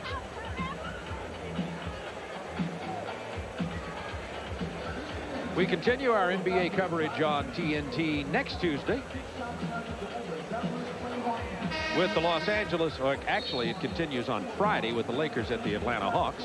I'll be there with Hubie Brown. The Lakers losing Perkins, by the way. Well, the Lakers right now are going to go through a stretch. I think they play 11 of their next 13 games on the road. 5 of those will be without Sam Perkins. So this is a very important stretch for these Western teams. And we'll take a look later at the schedules of both Phoenix and the Boston Celtics and how that plays into the factor on the home court advantage as we face now the last 30 games of the season. But right now, Lakers in a time where they've got to win some games on the road if they hope to get that second position or even challenge Portland for the first. 10 to shoot for Phoenix. Chambers taking it inside against Bird. Bird got right up in his face, committed the foul, and that'll be 3 on Larry Bird. Well, I think that Cotton Fitzsimmons feels that Tom Chambers is going to be able to take the ball at Larry Bird. Twice they've isolated. Chambers got inside the first time, did not get it to go that time with the drive, and he gets the foul. So it looks like they're going to go at Bird and make him play defense, maybe try to tire him out for the late in the game.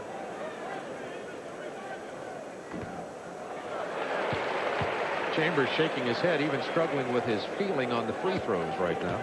One of those periods this season even the great scorers go through. It's such a game of confidence. You know, Bob, I don't care what level you're playing. If you feel like you're in a rhythm, every shot you feel like goes in. And when you're not, you totally feel disorganized and disoriented out on the floor. It's like every shot you take is a mystery. Tied at 60, 9:46 to go, third quarter. Celtics looking for win number 8 in a row, the 5th on this West Coast road trip. Inside to Bird. He'll take it off the glass from Brian Shaw. That was a great catch by Larry Bird. That's what made the shot, the tremendous catch. Celtics by 2. Oh, nice play by Hornacek. Oh, he took the guy right to the screen and then ducked him back. They cleared out the side, and Kevin Johnson with a great pass. That was something that was called in the huddle. Parrish with the pick and roll. Gamble takes the jumper. I know as a coach, you really love that because that's what coaches work on. Oh, you love to, out of a timeout, execute and run the play. I mean, as a coach, you say, yeah, you know, that it worked. Bird with another rebound. He's getting those defensive boards. Has 5. Gamble off the glass, but Lewis is there. Nobody to block him out. He didn't just get it back. Parrish draws the foul. Now, it looked like Reggie Lewis had that shot on this side of the basket, Bob, and he made it tougher by going to the other side and missed the shot. I thought he was wide open. He was naked on this side of the basket. Let's watch now. When he goes up for this shot, tell me it looks like right there he's got a tip in. Now he takes it to the other side, and Mark West distorts his shot. Robert Parrish does clean up the miss and gets fouled. West, being the great shot blocker, probably caused him to think about it. Absolutely. Change that shot. It does not go down as a block shot, but that is a change shot. And Robert Parrish getting his first points since the first quarter. Celtics by 3.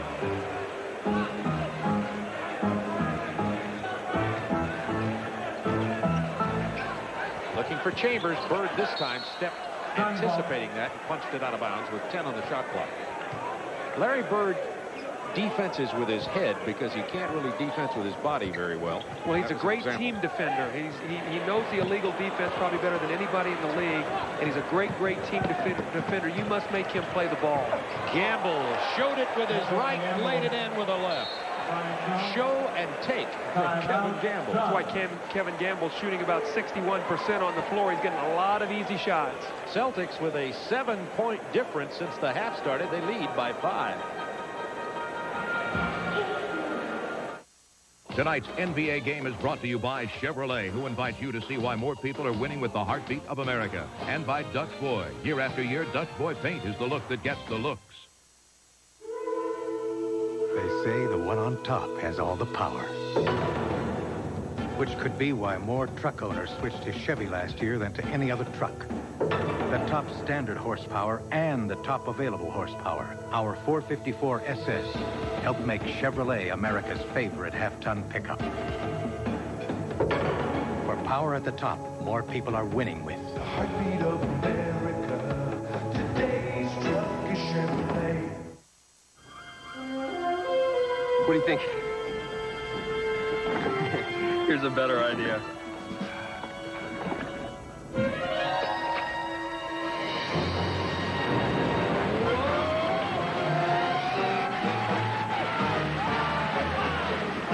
Welcome aboard. Welcome to the Bermuda Triangle. No wonder nobody ever comes back.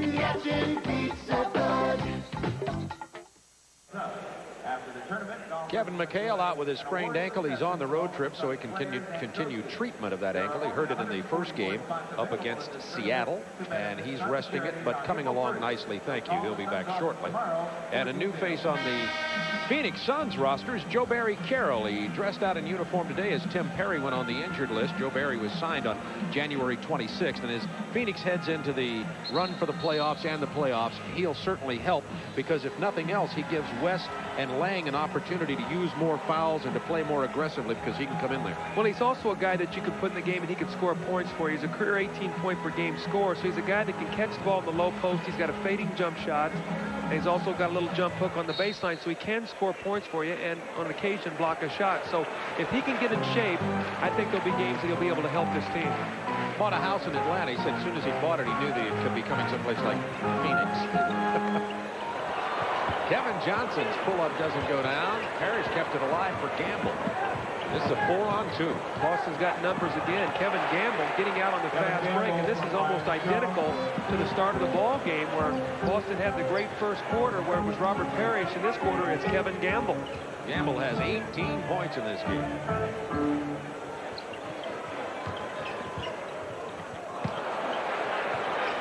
West, little jump hook. That was a nice delivery after the penetration by Hornacek. It's a 5-point Celtics lead. That was like one of my drives in golf. That wasn't very pretty, but it ended up in the fairway. 5-point Celtics lead. That was the first basket of the game for Mark West. Not known for his scoring anyway, so that's not news. Bird tried the no-look over-the-shoulder pass. It was flicked out of bounds with 7 on the shot clock. Rambus and McDaniel are in, and Chambers and Marley will rest. See, now Cotton went with the fact that Marley was hot, and he finished up the half strong, so he started him to try to get off to a good start. He saw that that was not working, so now he comes back in with McDaniel and Rambus.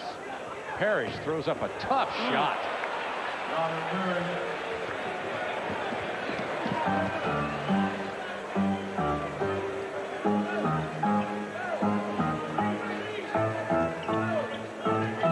Hornacek off the screen.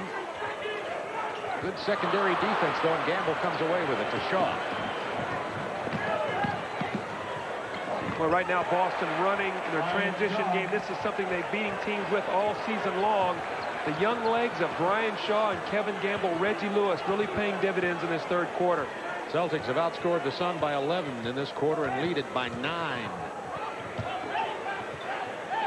McDaniel's fouled by Gamble. Wasn't that long ago Kevin Gamble was playing in Manila. He must remind himself every now and then. Here's the shot. Rambus fumbles the pass, and this is Boston at its best. Brian Shaw, you see Reggie Lewis out on the break. And here's Brian Shaw taking the ball up and over the top of Xavier McDaniel. Nice little jump hook, nice shot. So, you know, Xavier McDaniel played a game against the Boston Celtics when he was with Seattle. He was 2 for 10. The first game they played in Boston Garden, he was something like 3 for 12. So he has struggled against this Boston defense this year because of the shot blocking ability of McHale and Parrish take away a lot of his inside game. Obviously, McHale not here tonight. There's the turnover. Kevin Johnson. Hornacek back behind the back. What a great play. What a great defensive play. Brian Shaw, tremendous stop. That could be a 4-point play here if Boston scores. That was a great play, Bob. Great steal by Johnson. He made the right move to Hornacek, but Shaw stopped it. Down to Parrish, 8 to shoot. He powers it inside. I love Robert Parrish. Man, I tell you what, the guy's 37 years old, and he's still a thoroughbred. You got to love his effort. 5 points in this quarter, 17 of the game. Celtics by 10. Their biggest lead was 12. McDaniel missing. Parrish rebound. Bob, notice everything's out on the perimeter now. You're not getting anything inside, and look what Boston's getting. Everything's going to the basket.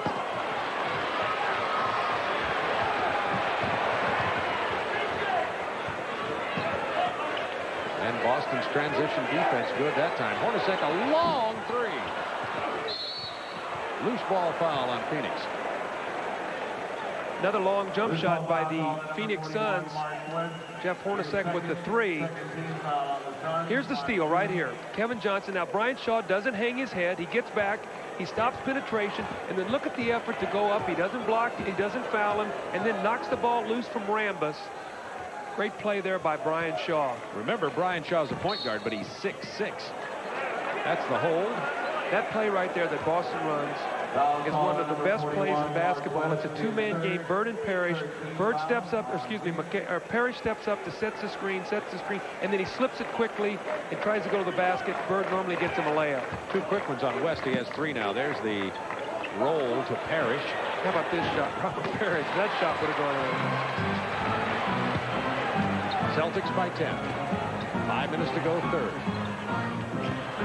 Almost stolen by Bird. 16 on the shot clock. It belongs to Phoenix. Andrew Lang is going to get in for West, who picked up the 2 quick fouls.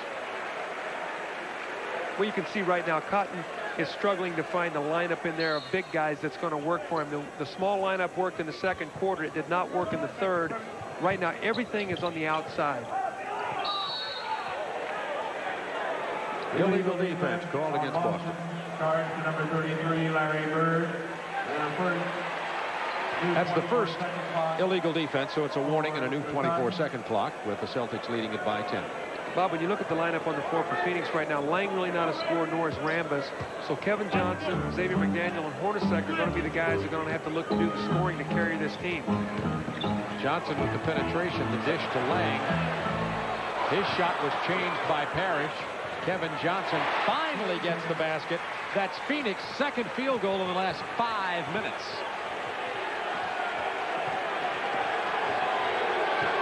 Boston by 8. Crowd came alive a little bit with that hoop. Bird against Rambus. Shaw. Parrish with the rebound, but first the loose ball. Foul against Robert Parrish. That's his first personal foul. Now, Andrew Lang is in the game for one thing, and that's to try to defend Robert Parrish. Parrish is getting out of the gate here in the third quarter after the big first quarter, so they're trying to slow Robert Parrish down. They're hoping to do that with Andrew Lang. Parrish with 5 in this quarter. 14 rebounds in the game, by the way. Hornacek from the corner. Rebound to Lewis. Bird down on the wing, and so is Gamble. Shaw with a great delivery. Gamble missed the lay-in. Hornacek from 19. That was an excellent pass from Brian Shaw, Bob, over the top to Gamble. It would have been a spectacular play. Gamble just couldn't finish it. Phoenix making a mini run here. Pulled to within 6 points after trailing by 10. And the foul on Hornacek. With only 6 seconds on the shot clock, he has 3 fouls. And it's time for tonight's Chevrolet scoreboard. Indiana out by 9 over Charlotte. That's in the fourth quarter. New Jersey beating Sacramento. And Atlanta out in front of the Knicks in Madison Square Garden. I can never figure New York out. They beat the Pistons by 30 and they lose. Oh, Reggie Lewis. And the foul. Lewis has 14 points now. Chicago leading Washington. That's in Chicago, 52-44. Chicago has a great home schedule. I think they play their next 7 games at home, so they really should be able to make their move. Houston now have 6. Two on Marley, by the way. That personal was on Marley. I think it's a 2-team race now for the best record in the East, with Pistons being hurt. I think it's going to go down between Boston and Chicago. 3:20 to go, third quarter. Daniel, long jumper. He has 18 points.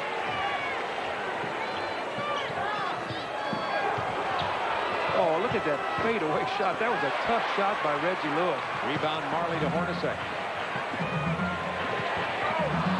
Crowd was ready for that jumper to stick. Rebound Rambus. McDaniel doesn't get it. Rebound Hornacek inside. Offensive domination here by Phoenix. We got a jump ball. Parrish with the block on McDaniel. And a timeout on the floor. Furious defense by Boston, but great offensive rebounding by Phoenix. 13 offensive rebounds in this game. Here's another demonstration of Chevy versus Ford. We're loading up these full-size pickups with recyclables. The Chevy has a standard payload advantage of over 400 pounds. That's a pile of payload the Ford leaves behind. No wonder so many truck owners recycle their trucks for Chevys. More people are winning with the heartbeat of America. Now it's easy to win with the heartbeat. This is Rob Bennett. Jaguars are very special cars, and the people who drive them are very special people. At Bennett Jaguar, we have the service and know-how to satisfy that Jaguar owner. In fact, our Jaguar customers keep coming back to us. One visit to Bennett Jaguar, and you'll know why we have so many repeat customers. At Bennett Jaguar, we treat our owners in a very special way.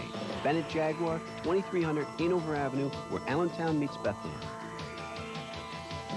Sweaters, Afghans, scarves, complete outfits, specialty items. Your imagination is your limit because Knitaway makes knitting machines fun and easy. Knitaway is the only exclusive machine knitting shop in the Lehigh Valley, featuring white and studio knitting machines.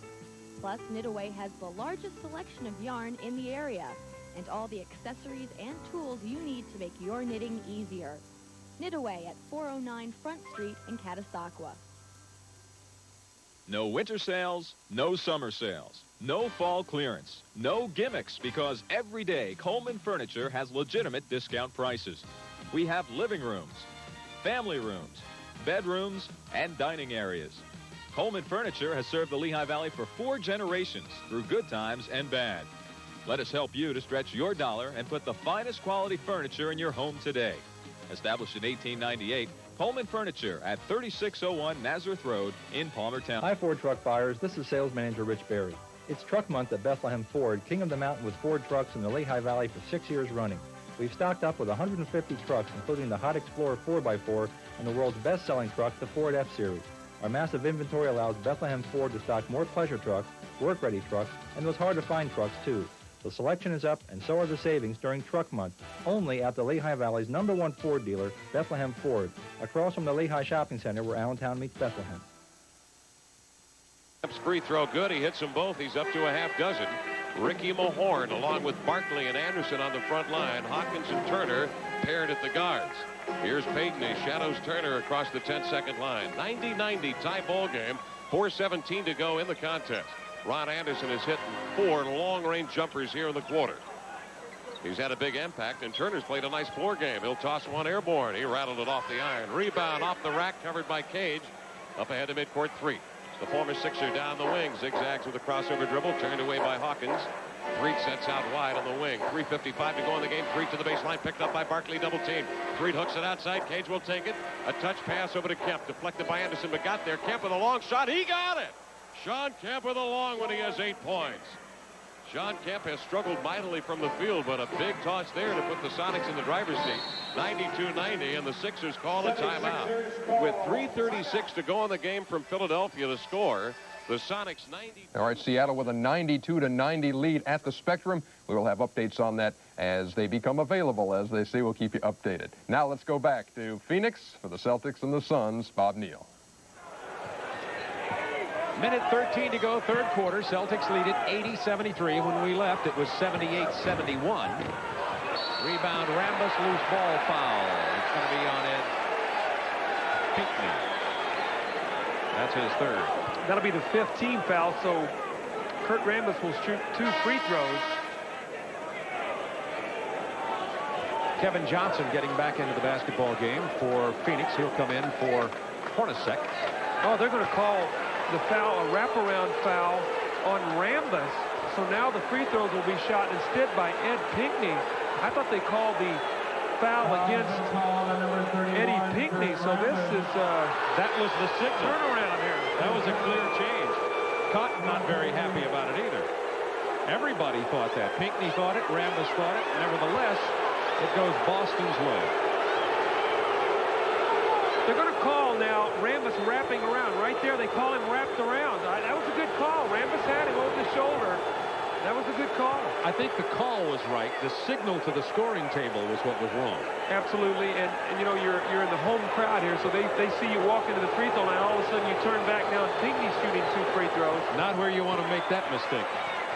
82-73, Celtics back up by 9 now. Minute to go in the third quarter.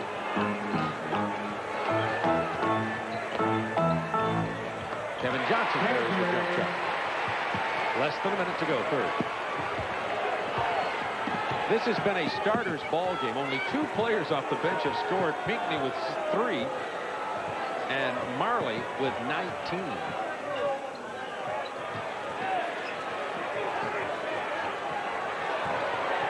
Bird faked the 3, got it to Parrish, down to Pinckney, out of bounds. It'll belong to Boston.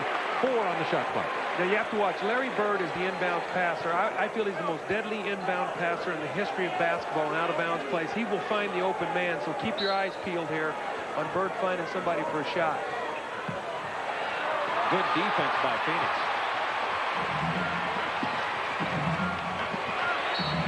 Marley with the basket and the foul, the pass from Kevin Johnson.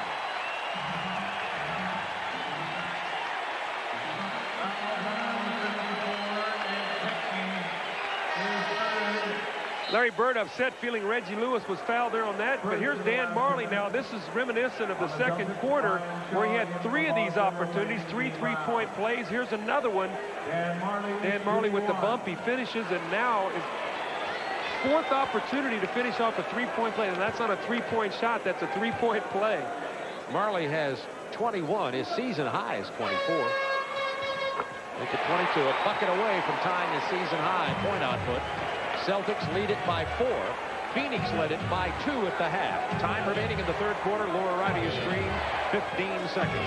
Really about 5/10 of a second only separating here, so Boston should get the last shot. 8 seconds on the shot clock. Shaw inside. Good poise. Missed it. Pinckney missed the jam. Loose ball foul will be on Pinckney. And that'll be 4. Well, with Phoenix 1.3 seconds in the third. Phoenix has fought back with a 9-point deficit, and they've done it on the strength of Cotton putting his best defensive team on the floor. You have Rambis, you have Lang, and you have Marley, 3 of his better inside defenders. Now you lose the offense of Chambers and Mark West. Hornacek sits down, but your defense now being 9 down. If Lang converts these, it's a 2-point game, so defense again getting them back and doing it with a smaller lineup. And getting them back into point production simply because of the defensive play and the break opportunity.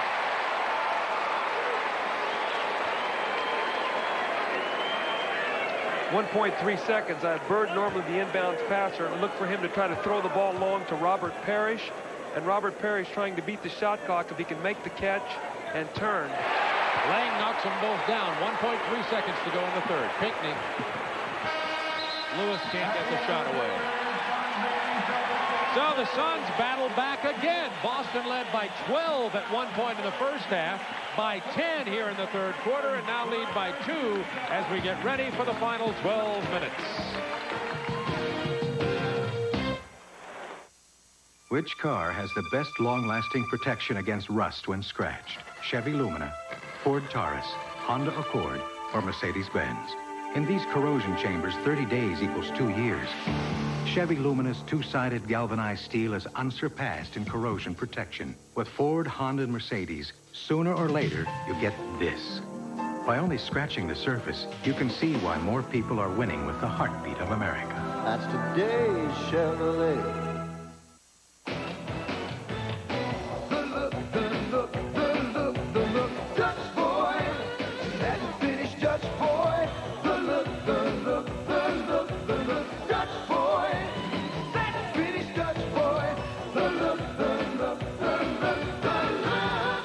Look that gets the looks. Use Dutch Boy Satin Finish Paint. It's the one finish every room should start with. Dutch Boy, he works hard for your money. From Gillette comes Sensor, the only razor that can sense and adjust to the individual needs of your face. The best a man can get. sensor blades are mounted on responsive springs to continuously sense and individually adjust to your face. The closest, safest, most comfortable. Gillette Sensor, together with the richness of foamy shave cream, for the best shave a man can get. Gillette, the best a man can get. Listen to this. I make long-distance calls from payphones all the time. If I don't hear AT&T, I hang up. I dial 10 ATT0, then I hear bong, AT&T, and I know who I'm dealing with. When you make a long-distance call and you don't hear AT&T after the... Hang up, dial 10 ATT0, then the area code and number. You get the AT&T service you want and prices you expect. You just gotta listen. AT&T. Well, the Celtics have seen 2 double-digit leads dissolve. That was tough to say, but that's why I get paid the big bucks. Now they lead by 2 going into the final 12 minutes. Beginning of the game, we talked about the defensive pickup on the part of the Phoenix Suns, and that was one of the intentions they wanted to get. We've seen that a little bit. We talked about McHale not being in this lineup for Boston. How about this game as it's developed? Well, I think that McHale not being here right now is a critical time, because when Parrish went out in the second quarter, that's when Phoenix made their move with Joe Klein in the ball game. Normally McHale's in there for his scoring. Who will score with this group that's on the floor right now? Let's keep our eye on that. Kevin Johnson off the long bird miss. He was fouled by Brian Shaw, and he hits the jumper. It's tied. The Suns about to take the lead.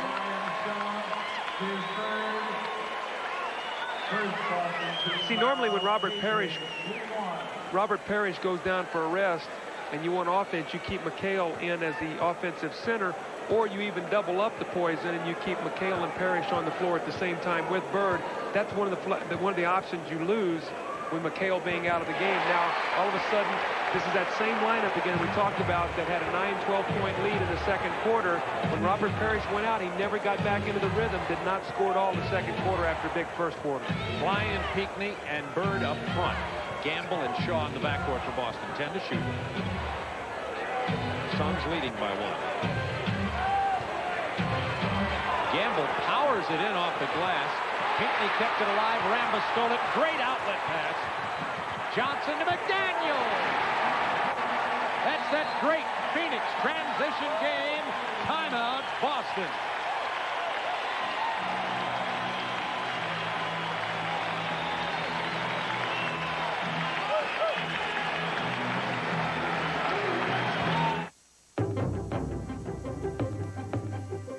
On the road, the Infiniti Q45 becomes a living, breathing thing. You feel it work the wind and seize the road. Feel the embrace of leather and luxury. The rarity of a 278 horsepower V8 engine that was born to run. And begin to understand why Road and Track has named it one of the 10 best cars in the world. The Mona Lisa has no eyebrows. Venus de Milo lacks arms. Chickens have no lips. Why ask why? Try Bud Dry. It's cold filtered for smooth draft taste and dry brewed for no aftertaste. So when it comes to refreshment, nothing's missing. Winner of 11 Oscars, including Best Picture and Best Actor. Oh, you can break a man's skull, you can arrest him, you can throw him into a dungeon. But how do you control what's up here? How do you fight an idea? Charlton Heston in Ben-Hur, Saturday on TNT. Sidney Poitier broke through the barriers of race to become a #1 box office star. TNT salutes the great performances of Sidney Poitier on his birthday with 3 movies. Wednesday night beginning at 8 on TNT. Well, they're rocking and rolling in Phoenix as the Suns have regained the lead 85-82. And when that transition games gets going, it is something to see. Watch this outlet from Rambis. Well, great outlet. He gets it out, and here's Kevin Johnson on the run, and Xavier McDaniel finally with an easy basket. He's now 7 for 20 from the floor. But right now is a critical time for Boston. Are they going to be able to stay close enough to allow Chris Ford to be able to rest Robert Parrish? There's Gamble doing what he's done so well this year. That's penetrate. Klein gets the big rebound, powers it back up, and draws the foul. Nice offensive rebound there by Joe Klein. But, you know, Bob, if Parrish is going to finish this game strong, he needs some rest. But at the same time, you can't let the game slip away from you. So you're Chris Ford over there, and you're sort of figuring out what am I going to do and when am I going to be able to get Robert back in the game. They've got to stay within striking distance. Marley now with his third foul. Phoenix has outscored Boston by 11 points since Marley returned to the game. Well, I think if you probably win in the first half, it was probably almost the same situation. So if you probably took Marley's plus-minus in his ball game, probably close to 25. Klein gets them both. It's a 1-point Suns lead with 10:49 to go. Boston has won 7 in a row, all 4 of their West Coast road games.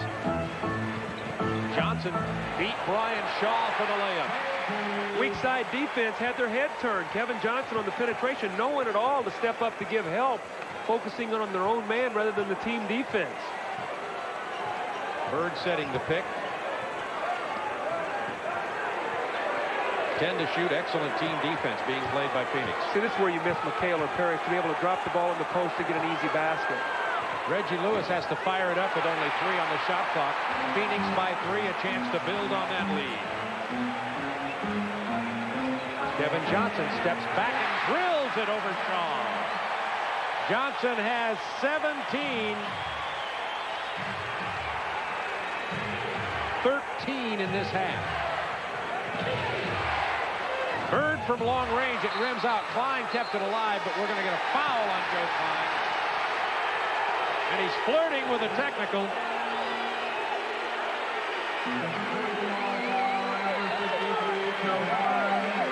Robert Parrish back into the game for Boston. Well, Chris Ford has to do it, and it's nothing against Joe Klein, but right now they're having trouble scoring.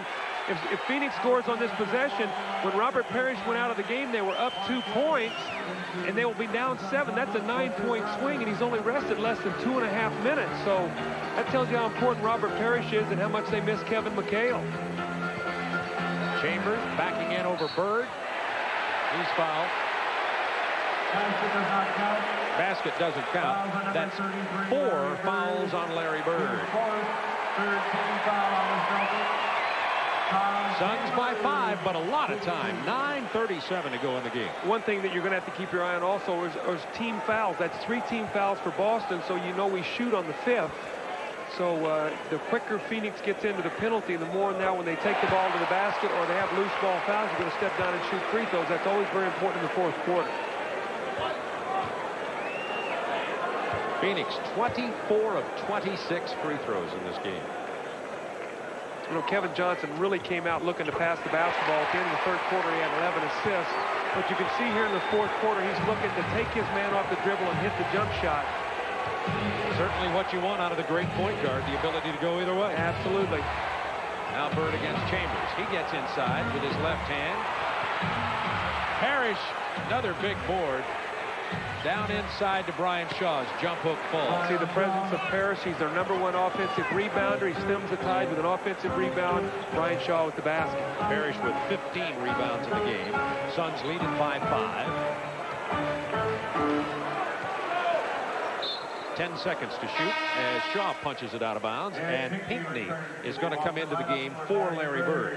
Give Bird maybe a 2-minute rest. Now, Kevin Johnson's doing a lot of isolation right now, Bob, and it's going to be interesting to see if Boston tries to run at him and force him to give the basketball up. Johnson beating Shaw off the dribble and is forced as Parrish comes over to help out. Boy, Kevin Johnson jumped right into the chest of Robert Parrish. He got into the lane, saw Parrish, and instead of flipping the ball to try to get the shot up over Robert Parrish, he jumped right into his chest to get the foul. Larry Bird, we're talking about him sitting down, is tonight only 5 of 16 for 11 points. 4 fouls carrying right now. Well, Boston has enough offense in the game right now that they can give Bird some rest. They've got Parrish who can score, Shaw, Gamble, and Reggie Lewis. Really, Ed Pinckney's the only guy out there you wouldn't consider a scorer, and he has 7 points off the bench. He will get his off the offensive board. Phoenix builds a 7-point lead, so there's been a 17-point turnaround since Boston led by 10, and this is Phoenix's biggest lead of the game. Marley, a tough defender to try to take advantage of. Lewis pulls up from about 6 feet. Johnson came over to double a little late. Now, Reggie Lewis had some big games at Seattle, big baskets in the fourth quarter in Los Angeles, so he's been a go-to guy for them on this trip, he and Robert Parrish. Chambers inside. Goes to the left hand. Kevin Johnson got it to him. That was a nice move down there by Chambers, who has 14 now. Gamble on that penetration, missing this time. McDaniel running, but first the foul, loose ball. Xavier McDaniel pushed Robert Parrish in the back. Parrish had inside position. Big foul and a big turnaround. That could be one of those 4-pointers. And Cotton knows it. Team foul situation, 4 against Celtics, 2 against Phoenix. Going to Reggie Lewis again against Marley. Isolation. Lewis, quick move to the hole this time. Reggie Lewis growing up, becoming a star. 19 points.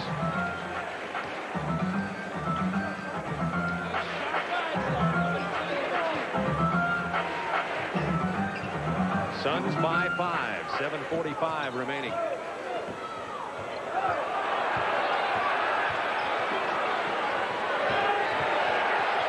Marley from 19, he had to throw it up. There was only 1 second remaining on the shot clock, so that's a violation, and Boston takes the ball. And here's Ernie Johnson in Atlanta. We have got bonus coverage as we promised. Seattle and Philadelphia under a minute to play. Seattle with a 3-point lead as we go back to Kevin Calabro and Bob Blackburn at the Spectrum, guys. Going down into that corner on the right side. Obviously, I think they were going to look for Hershey in that right corner for a 3-pointer. They never got the chance. We'd like to welcome to Philadelphia TNT and their bonus coverage. I'm Kevin Calabro with Bob Blackburn here at the Spectrum in Philadelphia, where the Sixers got off to an early 14-point lead midway through the first quarter of play. They led at half, 58-50. The Sonics even the score after 3 at 76 all. And here in the fourth period, the Sonics have a 3-point spread over the Sixers, 97-94. Sean Kemp is fouled out of the game. That was at the 119 mark. 119 left in the fourth period. Offensively, had it going. He had 9 of his 11 here in this fourth quarter. The Sixers' Charles Barkley, Bob, has struggled. 17 for Cyril Charles. 4 here in the second half, but at the free throw line, it has been a disaster for Charles. Well, it's been a real disaster for them and for the 76ers. Now, the 76ers unofficially have gone to the line 37 times to Seattle's 24, so the 76ers have had the edge going to the line. However, when you look at the free throws made, the 76ers, and they're one of the better foul shooting teams in the NBA. Let's see it. The free throw line, they're shooting, what, 76, 70, 79%. But tonight, 23 out of 37, the Sonics are 17 out of 24, so they have made only 6 fewer free throws, but they've been to the line 13 fewer times. Free throws about the Sonics in this fourth quarter, and they have killed the 76ers up to this point. Barkley, 7 out of 18 from the free throw line. 72% around the year, but 7 out of 18. Ooh, a night that he's going to remember for some time. Sonics won the earlier season matchup between these two back on the 2nd of January when they flattened Philadelphia 127-99. Ron Anderson will bring it in under the guard of the 7-footer in his 4th year from Virginia, Olden Polonese. Sonics have Threed out there along with Peyton Cage now and Derek McKee. Anderson looking for Mahorn. Breaks out at midcourt, gets the ball. Sonics lead by 3. Mahorn over to Anderson. A 3-pointer to tie it. He got it! Ron Anderson has a tray. 16 for Anderson. Sonics call a timeout. Ron Anderson with that 3-pointer. We told you how hot he had been here in the fourth quarter. He hit 4 quick field goals early on in the period, but here he answers the bell with a long toss to tie this game at 97 all. Going right down to it at the Spectrum, 97 apiece. We'll let you know how that one comes out. Let's go back now to Phoenix, to Bob Neal and Doug Collins. Phoenix on a furious run here, building a 7-point lead with 6:12 to go in the game. The foul on Boston. And that will be the 3rd on Reggie Lewis. It's one of the fast breaks. Kevin Johnson with a strong drive forces the defense to pick him up, and Xavier McDaniel with a strong finish. So 97-90, Mark West missed 2 free throws that could have put the Suns up by 9. And the Boston Celtics have gone cold. They tried to post up with Larry Bird. He's missed a shot. They've gone inside to Reggie Lewis. He missed a shot. And the Phoenix defense right now allowing them to get into the running game. Now Boston in a penalty, so they will shoot free throws. The Suns will shoot free throws the rest of the way. It's a 9-point Phoenix lead. Boston with a 4-game West Coast win streak on the line. Phoenix has won 2 of their last 3 games. Reggie Lewis, big drive. He draws the foul down there. Well, you can see right now the guy they're going to go to is Reggie Lewis. Great speed and quickness. They've isolated him 4 times now in the 4th quarter. He's got 2 good field goals. He's missed a drive, and now he's going to get to the free throw line. So Reggie Lewis coming through for them in this 4th period. 3rd personal foul on Chambers. Boston only 3 of 10 this 4th quarter. That's 30% shooting from the field. Bird in this game is only 5 of 17. Bob, you're really going to see if this ball game finishes the way it is right now and Phoenix is able to hold on and win this game. The difference has been when Robert Parrish has gone to the bench and Chris Ford has not had Kevin McHale to give them any low post game, that Phoenix has been able to take advantage of that. Boston's put together a 7-game win streak with Bird missing some of the games and McHale missing 3.5 of the games. But sooner or later you think that's going to take its toll, and it's doing that here tonight. Suns by 7 though. We have 5:39 left. Chambers misses the 3. Big board by West.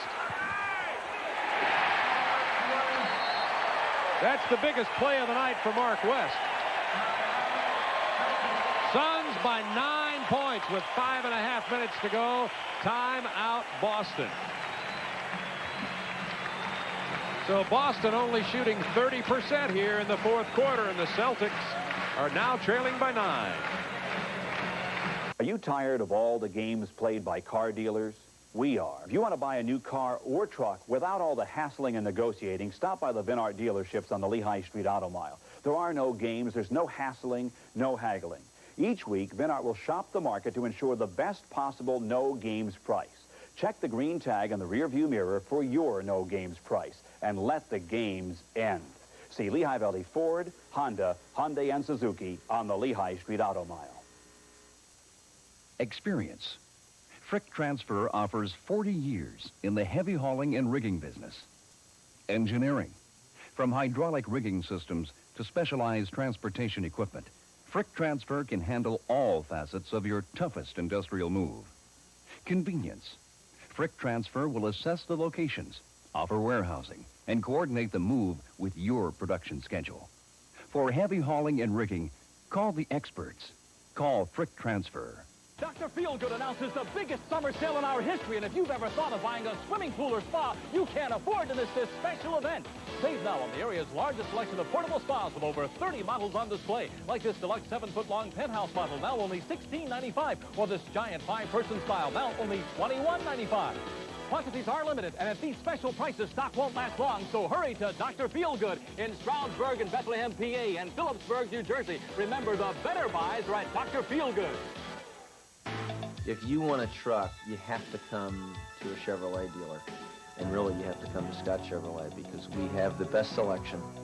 And we feel very confident that we have the sales expertise here to set our customers up with the right kind of vehicle for their needs. And that's extremely important when you're dealing with trucks. We can get just as good a deal, if not better, than our competition. And our customer is going to be taken care of better after the sale. Bird having a nightmare. 5 of 18 tonight from the floor. He's going to keep shooting. And he keeps missing. Parrish is back with it. He can't. Now it falls in for Parrish. He got the friendly bounce that time. Big scoring opportunity for Boston there as it's 101-94. 2 offensive rebounds by Parrish on that sequence to give him 3 opportunities before they scored. 17 rebounds for Robert Parrish in this game. 10 seconds for Phoenix to shoot. McDaniel against Bird. 5 seconds. There's the double team. Over Bird. Rebound Lewis. Still plenty of time. Gamble from 18. Buries it from Brian Shaw. It's a 5-point Phoenix lead, and the Suns are going to get a timeout. By the way, that game, the Seattle and Philadelphia game, has now gone into overtime. We'll keep you abreast of what's happening there, Seattle at Philadelphia. But here, Suns lead it by 5, 4:25 to go. Still plenty of time, Bob. The important thing right now for Boston is to stay tough on the boards and get out and get into the running game if they can and continue to hammer on the offensive boards. Robert Parrish tonight is just giving his team second, third opportunities. And you know what? Bird's going to continue to look for that outside shot, and at the right moment, he's going to nail one of those threes, as he always does. I was about to say, he's like that 100-yard-a-game rusher, you know. He only has 35 yards, but he may rip off the 70-yard touchdown run. That's exactly right. Now, on the other hand, if you're Phoenix, what are you going to do? I'd like to see them getting something going to the basket. Right now, Boston has 5 team fouls, which means that Phoenix will shoot free throws. See if they isolate Kevin Johnson. Look to let him get to the basket, and if so, he might find Hornacek spotting up on the outside. He's had about 6 or 7 wide open jump shots tonight off Kevin Johnson getting in the lane and kicking back out to him. This program is authorized under broadcasting rights granted by the National Basketball Association solely for the entertainment of our audience. Any publication, reproduction, or other use of the pictures, descriptions, or accounts of this game without the express written consent of the National Basketball Association is prohibited. And by the way, Phoenix has committed 4 team fouls, so Boston will be shooting the next time Phoenix fouls. 4:25 remaining. Phoenix leading it by 5.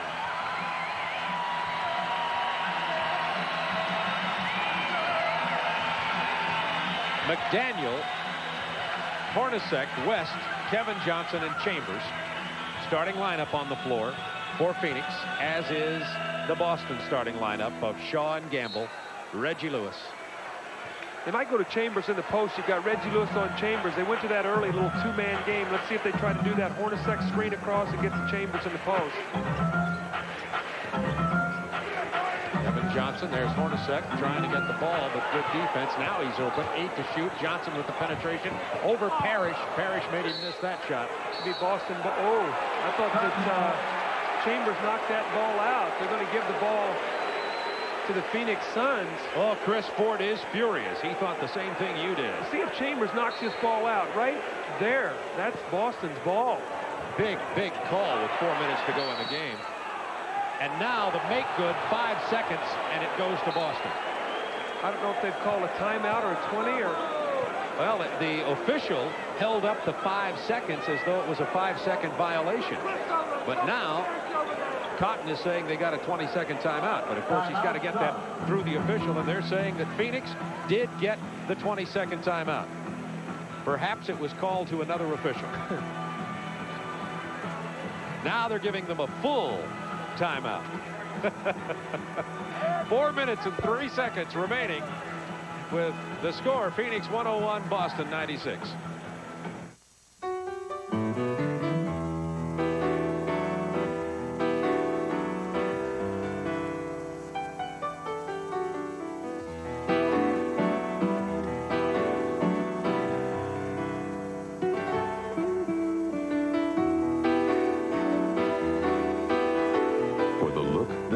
The looks. Use Dutch Boy Satin Finish. It's the one finish every room should start with.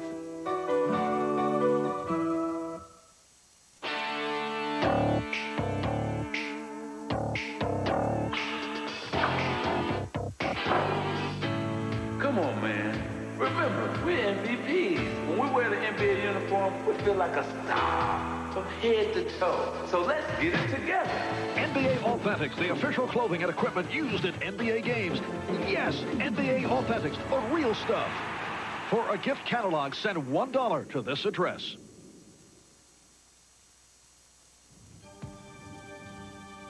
Even in the world of convertibles, rarely has one button done so much. Suddenly, you're sitting in the lap of luxury in the new Infiniti M30 convertible. Your foot is on the accelerator of the 3-liter V6 engine, and your head is in the clouds. The new M30 convertible from Infiniti. Suns up by 5 as Phoenix got the 20-second call before the 5-second inbound violation. Hornacek into the paint. Boston playing tenacious defense. Kevin Johnson isolated against Shaw.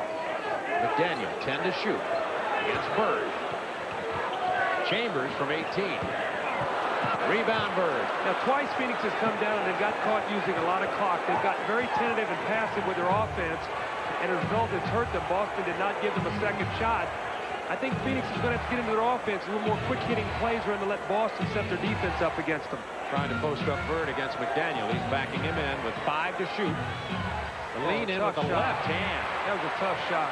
Not a good offensive play. And Larry Bird is 5 for 20 tonight. Foul call to number 35, Reggie Lewis. Lewis with the personal. Reggie Lewis, by the way, 7 of 21. Looked like Bird was really trying to draw the foul with that shot and got the man in the air and then sort of faded away and did not get to the free throw line. So Larry Bird that time did not have a good shot at the basket. Now the foul, and this is where it's very important to be able to get into the penalty as early as you can in the fourth quarter. Bird and Lewis combined 12 of 41 tonight for Boston. Phoenix, by the way, in this quarter only shooting 40%.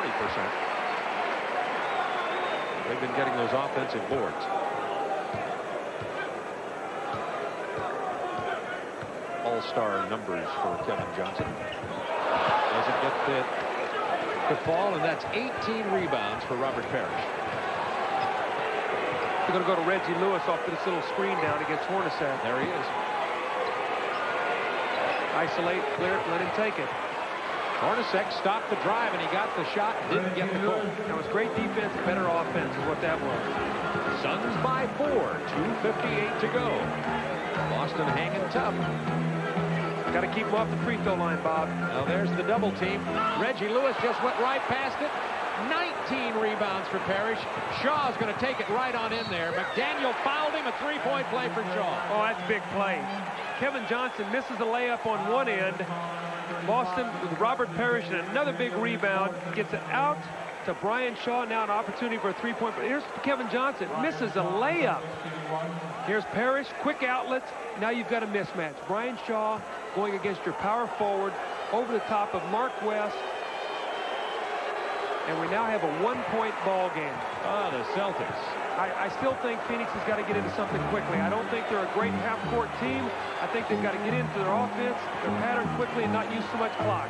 Remember, it was 99-90 Phoenix. It's now 102-101. Johnson with the drive, got the foul, couldn't get the three-point opportunity. Boy, again, Kevin Johnson just taking off the dribble, beating his man, and jumping into the chest of Robert Parrish. Now they've spread the floor. Boston's going to have to adjust to this. They're going to allow Kevin Johnson to use the lane, go one-on-one against Shaw.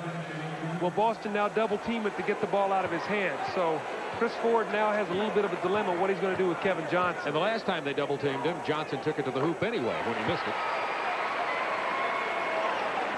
Well, that's why he's an all-star point guard.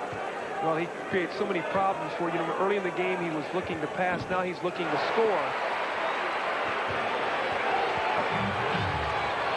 Shaw beat Kevin Johnson, and Johnson came back to steal it. Brian Shaw got a little careless that time. Kevin Johnson was behind him. He did not realize it. He knocked the ball loose, went off the leg of Kevin Gamble. So nice play by Kevin Johnson. Here they're going to spread the floor again, Bob. Suns by 3. Kevin Johnson trying to beat Shaw on the dribble. There he goes. Hornacek, he was fouled by Gamble. Kevin Gamble started peeking again on Hornacek. This is what he did in the first quarter. Hornacek worked in behind him, and then Gamble fouled him. 4 on Gamble, 2:09 to go in this ball game. Kevin Johnson's behind him. Here he comes. He knocks the ball loose. It goes through and off the legs of Kevin Gamble. See, Hornacek is a guy, Bob, you just can't leave. You're going to make one of those other guys beat you with a jump shot. Robert Perry stepped up to give help when Kevin Johnson got in the lane. Kevin Gamble got caught peeking. Hornacek worked in behind him. Kevin Johnson found him. He's the best free throw shooter in the NBA. And West gets it back to Hornacek, who buries a jumper. Suns by 6, timeout Boston. That's the kind of play that makes you think this may be the Suns' night. You know what I like about that? Hornacek did not pull that back out and use the clock. He had a wide open shot and he took it. They say, well, use some clock.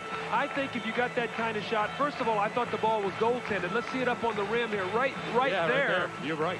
And then it's knocked loose. Mark West picks it up. Now you got a jump shot. Take it. That's a wide open shot. Take the shot. I think Hornacek did the smart thing. His team now up by 6 points.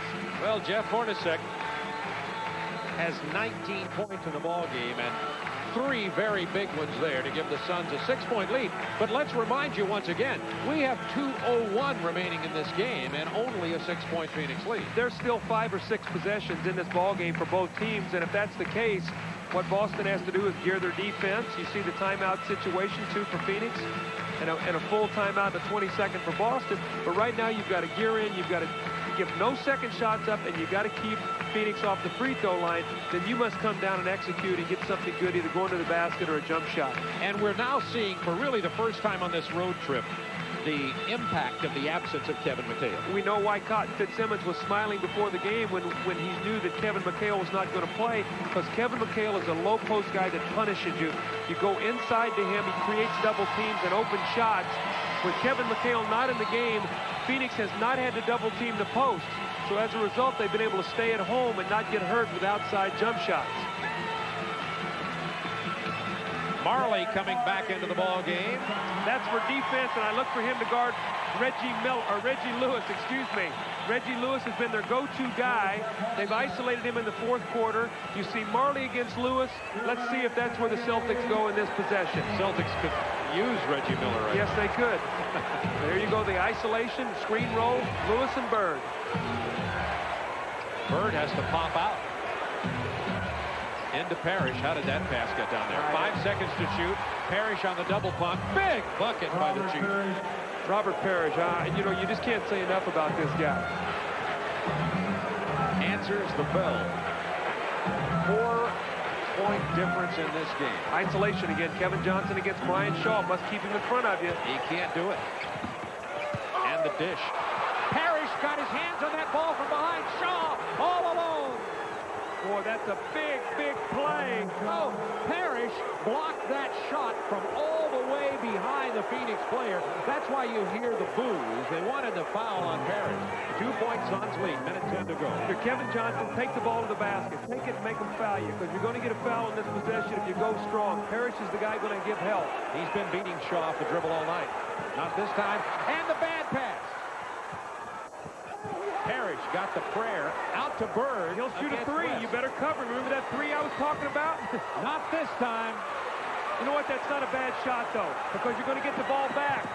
It's just as you say it. It's 2-on-1, the bad pass. Bird dives for the ball. Oh, Reggie Lewis took his eye off the ball. He had a dunk. This is furious. Like a playoff basketball game. You know what? Larry Bird, though, I like what he did on that three. You're going to say, why in the world did he take the three? Because that's a shot. You go in and you got the lead, and you know you're going to get the ball back. That's a smart shot on his part. If it goes in, you're Phoenix, and you're now looking at a deficit. Well, we saw Bird had a bad shooting game against Los Angeles in the victory the Celtics had over the Lakers, and Bird hit a big three late in that ball game, despite his shooting percentage. And he's going to take it, and that's the kind of player Larry Bird is. That's why he had some championship rings. Suns by 2, and we're talking about the value of Robert Parrish. All right, now you're going to see penetration. Parrish is the guy giving help against Kevin Johnson. Let's watch here. Pump fake. Actually, the block was down below by Gamble. He got the block on the way up. Now look who's out ahead of the pack. Look where Robert Parrish is with Brian Shaw. Shaw finishes it off. I still think there was a foul on Parrish there. He did come over the back, but I think they might have ruled that the block occurred before Parrish came down on the guy's back. I'm sure that's what they'd say. Big jump ball here. Kevin Johnson may get it. No, Bird, they say stole it. They'll jump it again. Bad toss. He didn't steal it. Bob, let's talk about here. If Bird gets his tip, they want to get a shot up now within about the 7 or 8 seconds, so it serves them 2 shots to 1. We have 37.5 seconds to go in the game. Phoenix leading it by 2. Bird and Kevin Johnson. Remember, Bird tip the ball back to Shaw. That's where you want it. If you can get back and get it to Shaw. Kevin Johnson almost out-jumped it. They're going to jump it again. You know, Kevin Johnson has to be very careful. He almost jumped into Bird. I've seen loose ball fouls called on jump balls. You bet. Certainly you can get a violation and just give it to Boston.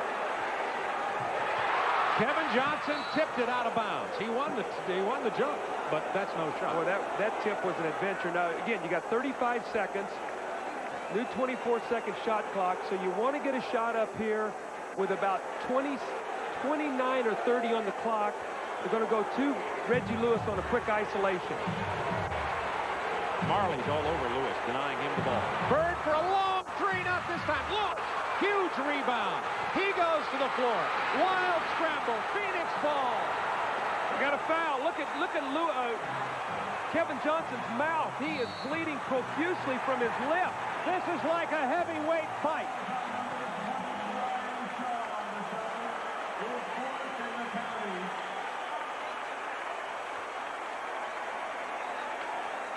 Well, look at Kevin Johnson. He must have got his lip split with the jump ball on Bird. There's that 3 by Bird again. You tell me this guy doesn't have confidence? Boy, scramble, the loose ball. Boy, Brian Shaw had it to do over again. He should have grabbed Mark West. Kevin Johnson, blood and all, sinks the free throw.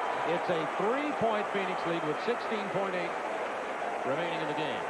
Boston with a 7-game win streak on the line. The bloodied but unbowed Kevin Johnson, who's had a whale of an all-star type performance here tonight. Missed the free throw. Parrish, 20 rebounds. It's a 3-point game. 16 seconds remaining. And let's go to Ernie Johnson in Atlanta. Thank you very much, Bob Neal. Let's go for more bonus coverage at the Spectrum. The Sixers and Sonics in overtime. We turn it over to Kevin Calabro and Bob Blackburn. Back down through.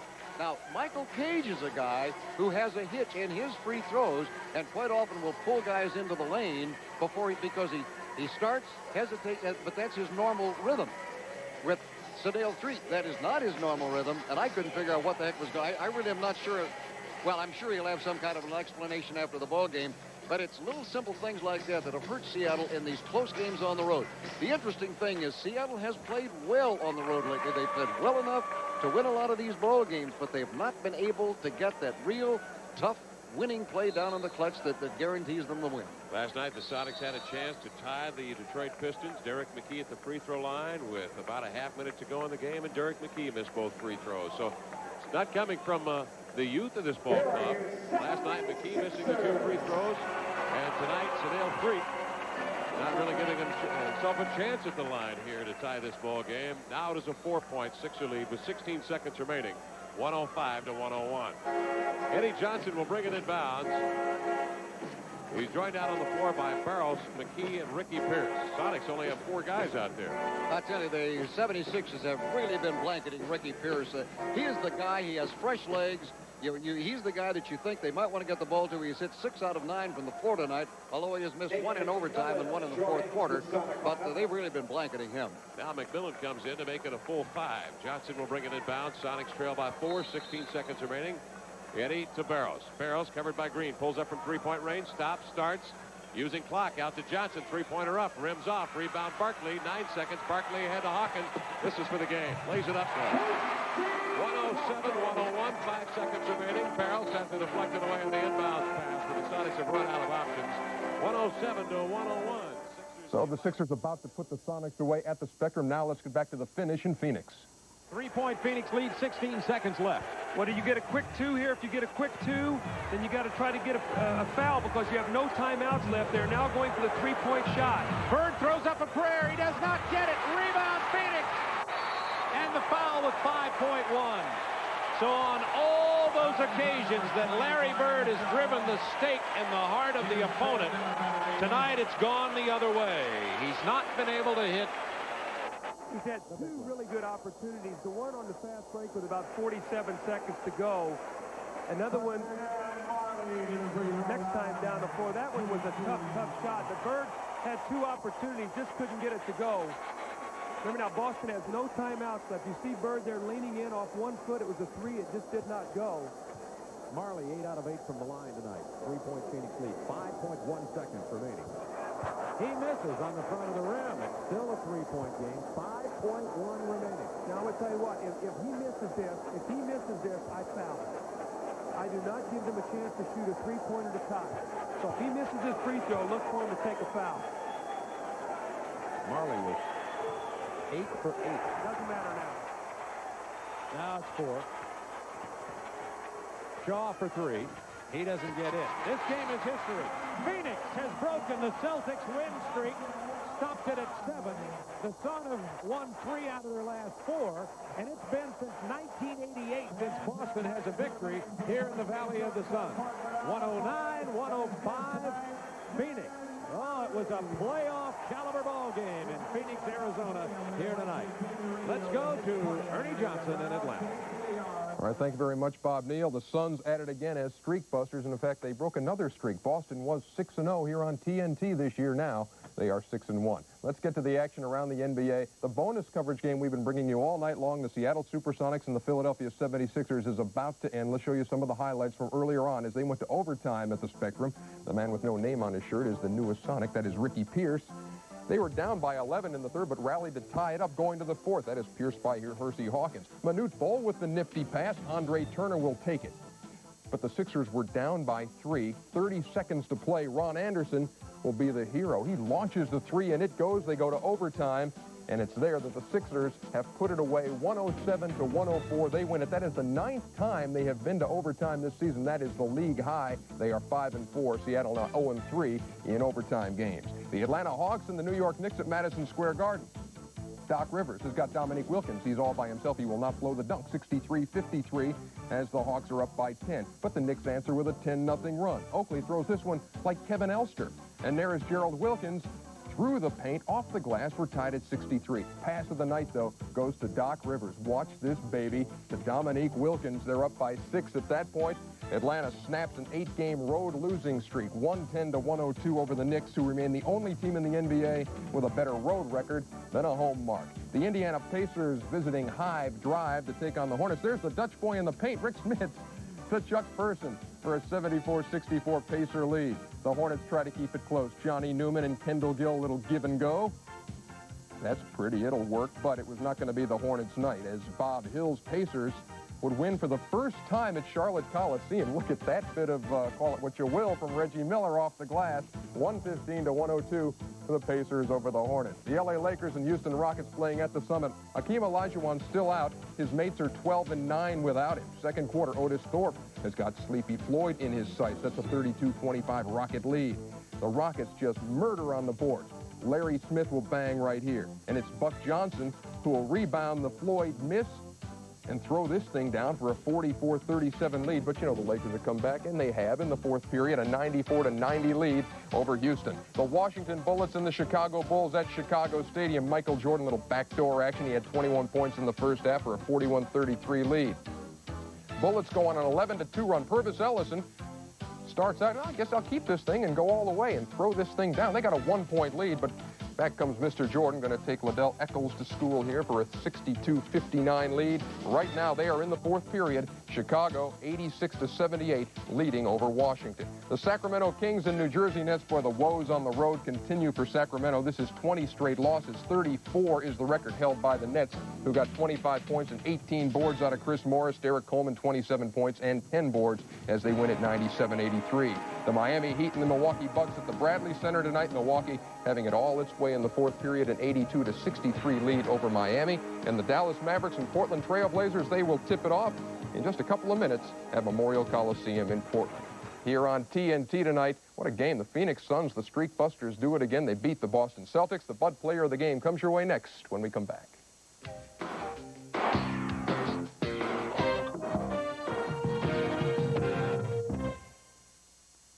When creating the new G20 mid-size luxury sedan from Infiniti, these were just a few of the amenities we kept in mind. Seating surfaces that are fitted with leather, a cabin that heightens the level of comfort and stretches the limits of space. Of course, with 16 valves and 140 horsepower, that mind also has an alter ego.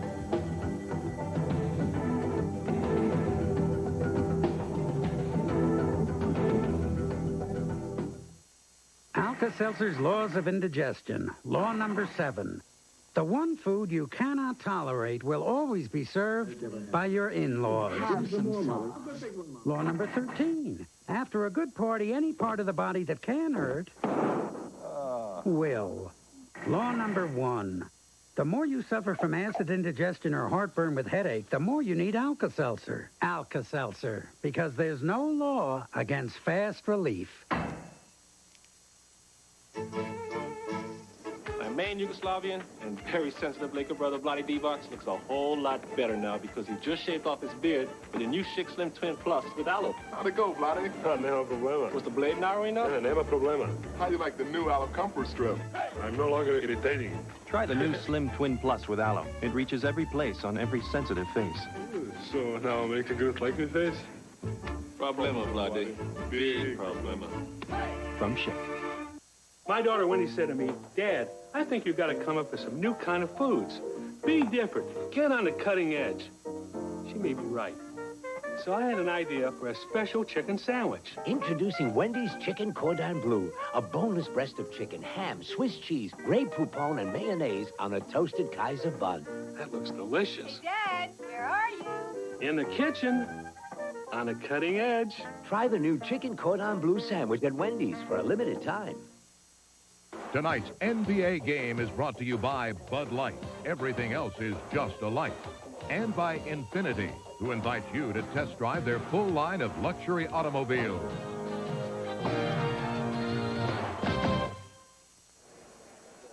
Phoenix has won 3 of their last 4 games now, 109-105, snapping the Boston 7-game win streak and Boston's 4-game road winning streak.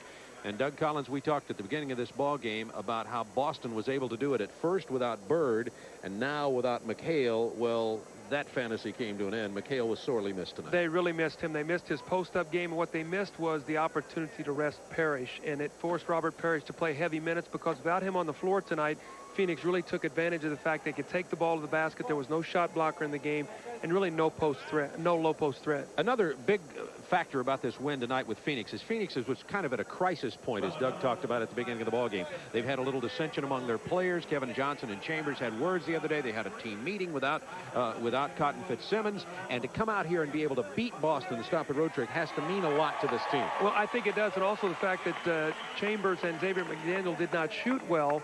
Hornacek made some big baskets, but they won it with their defense, and they made some key shots down the stretch.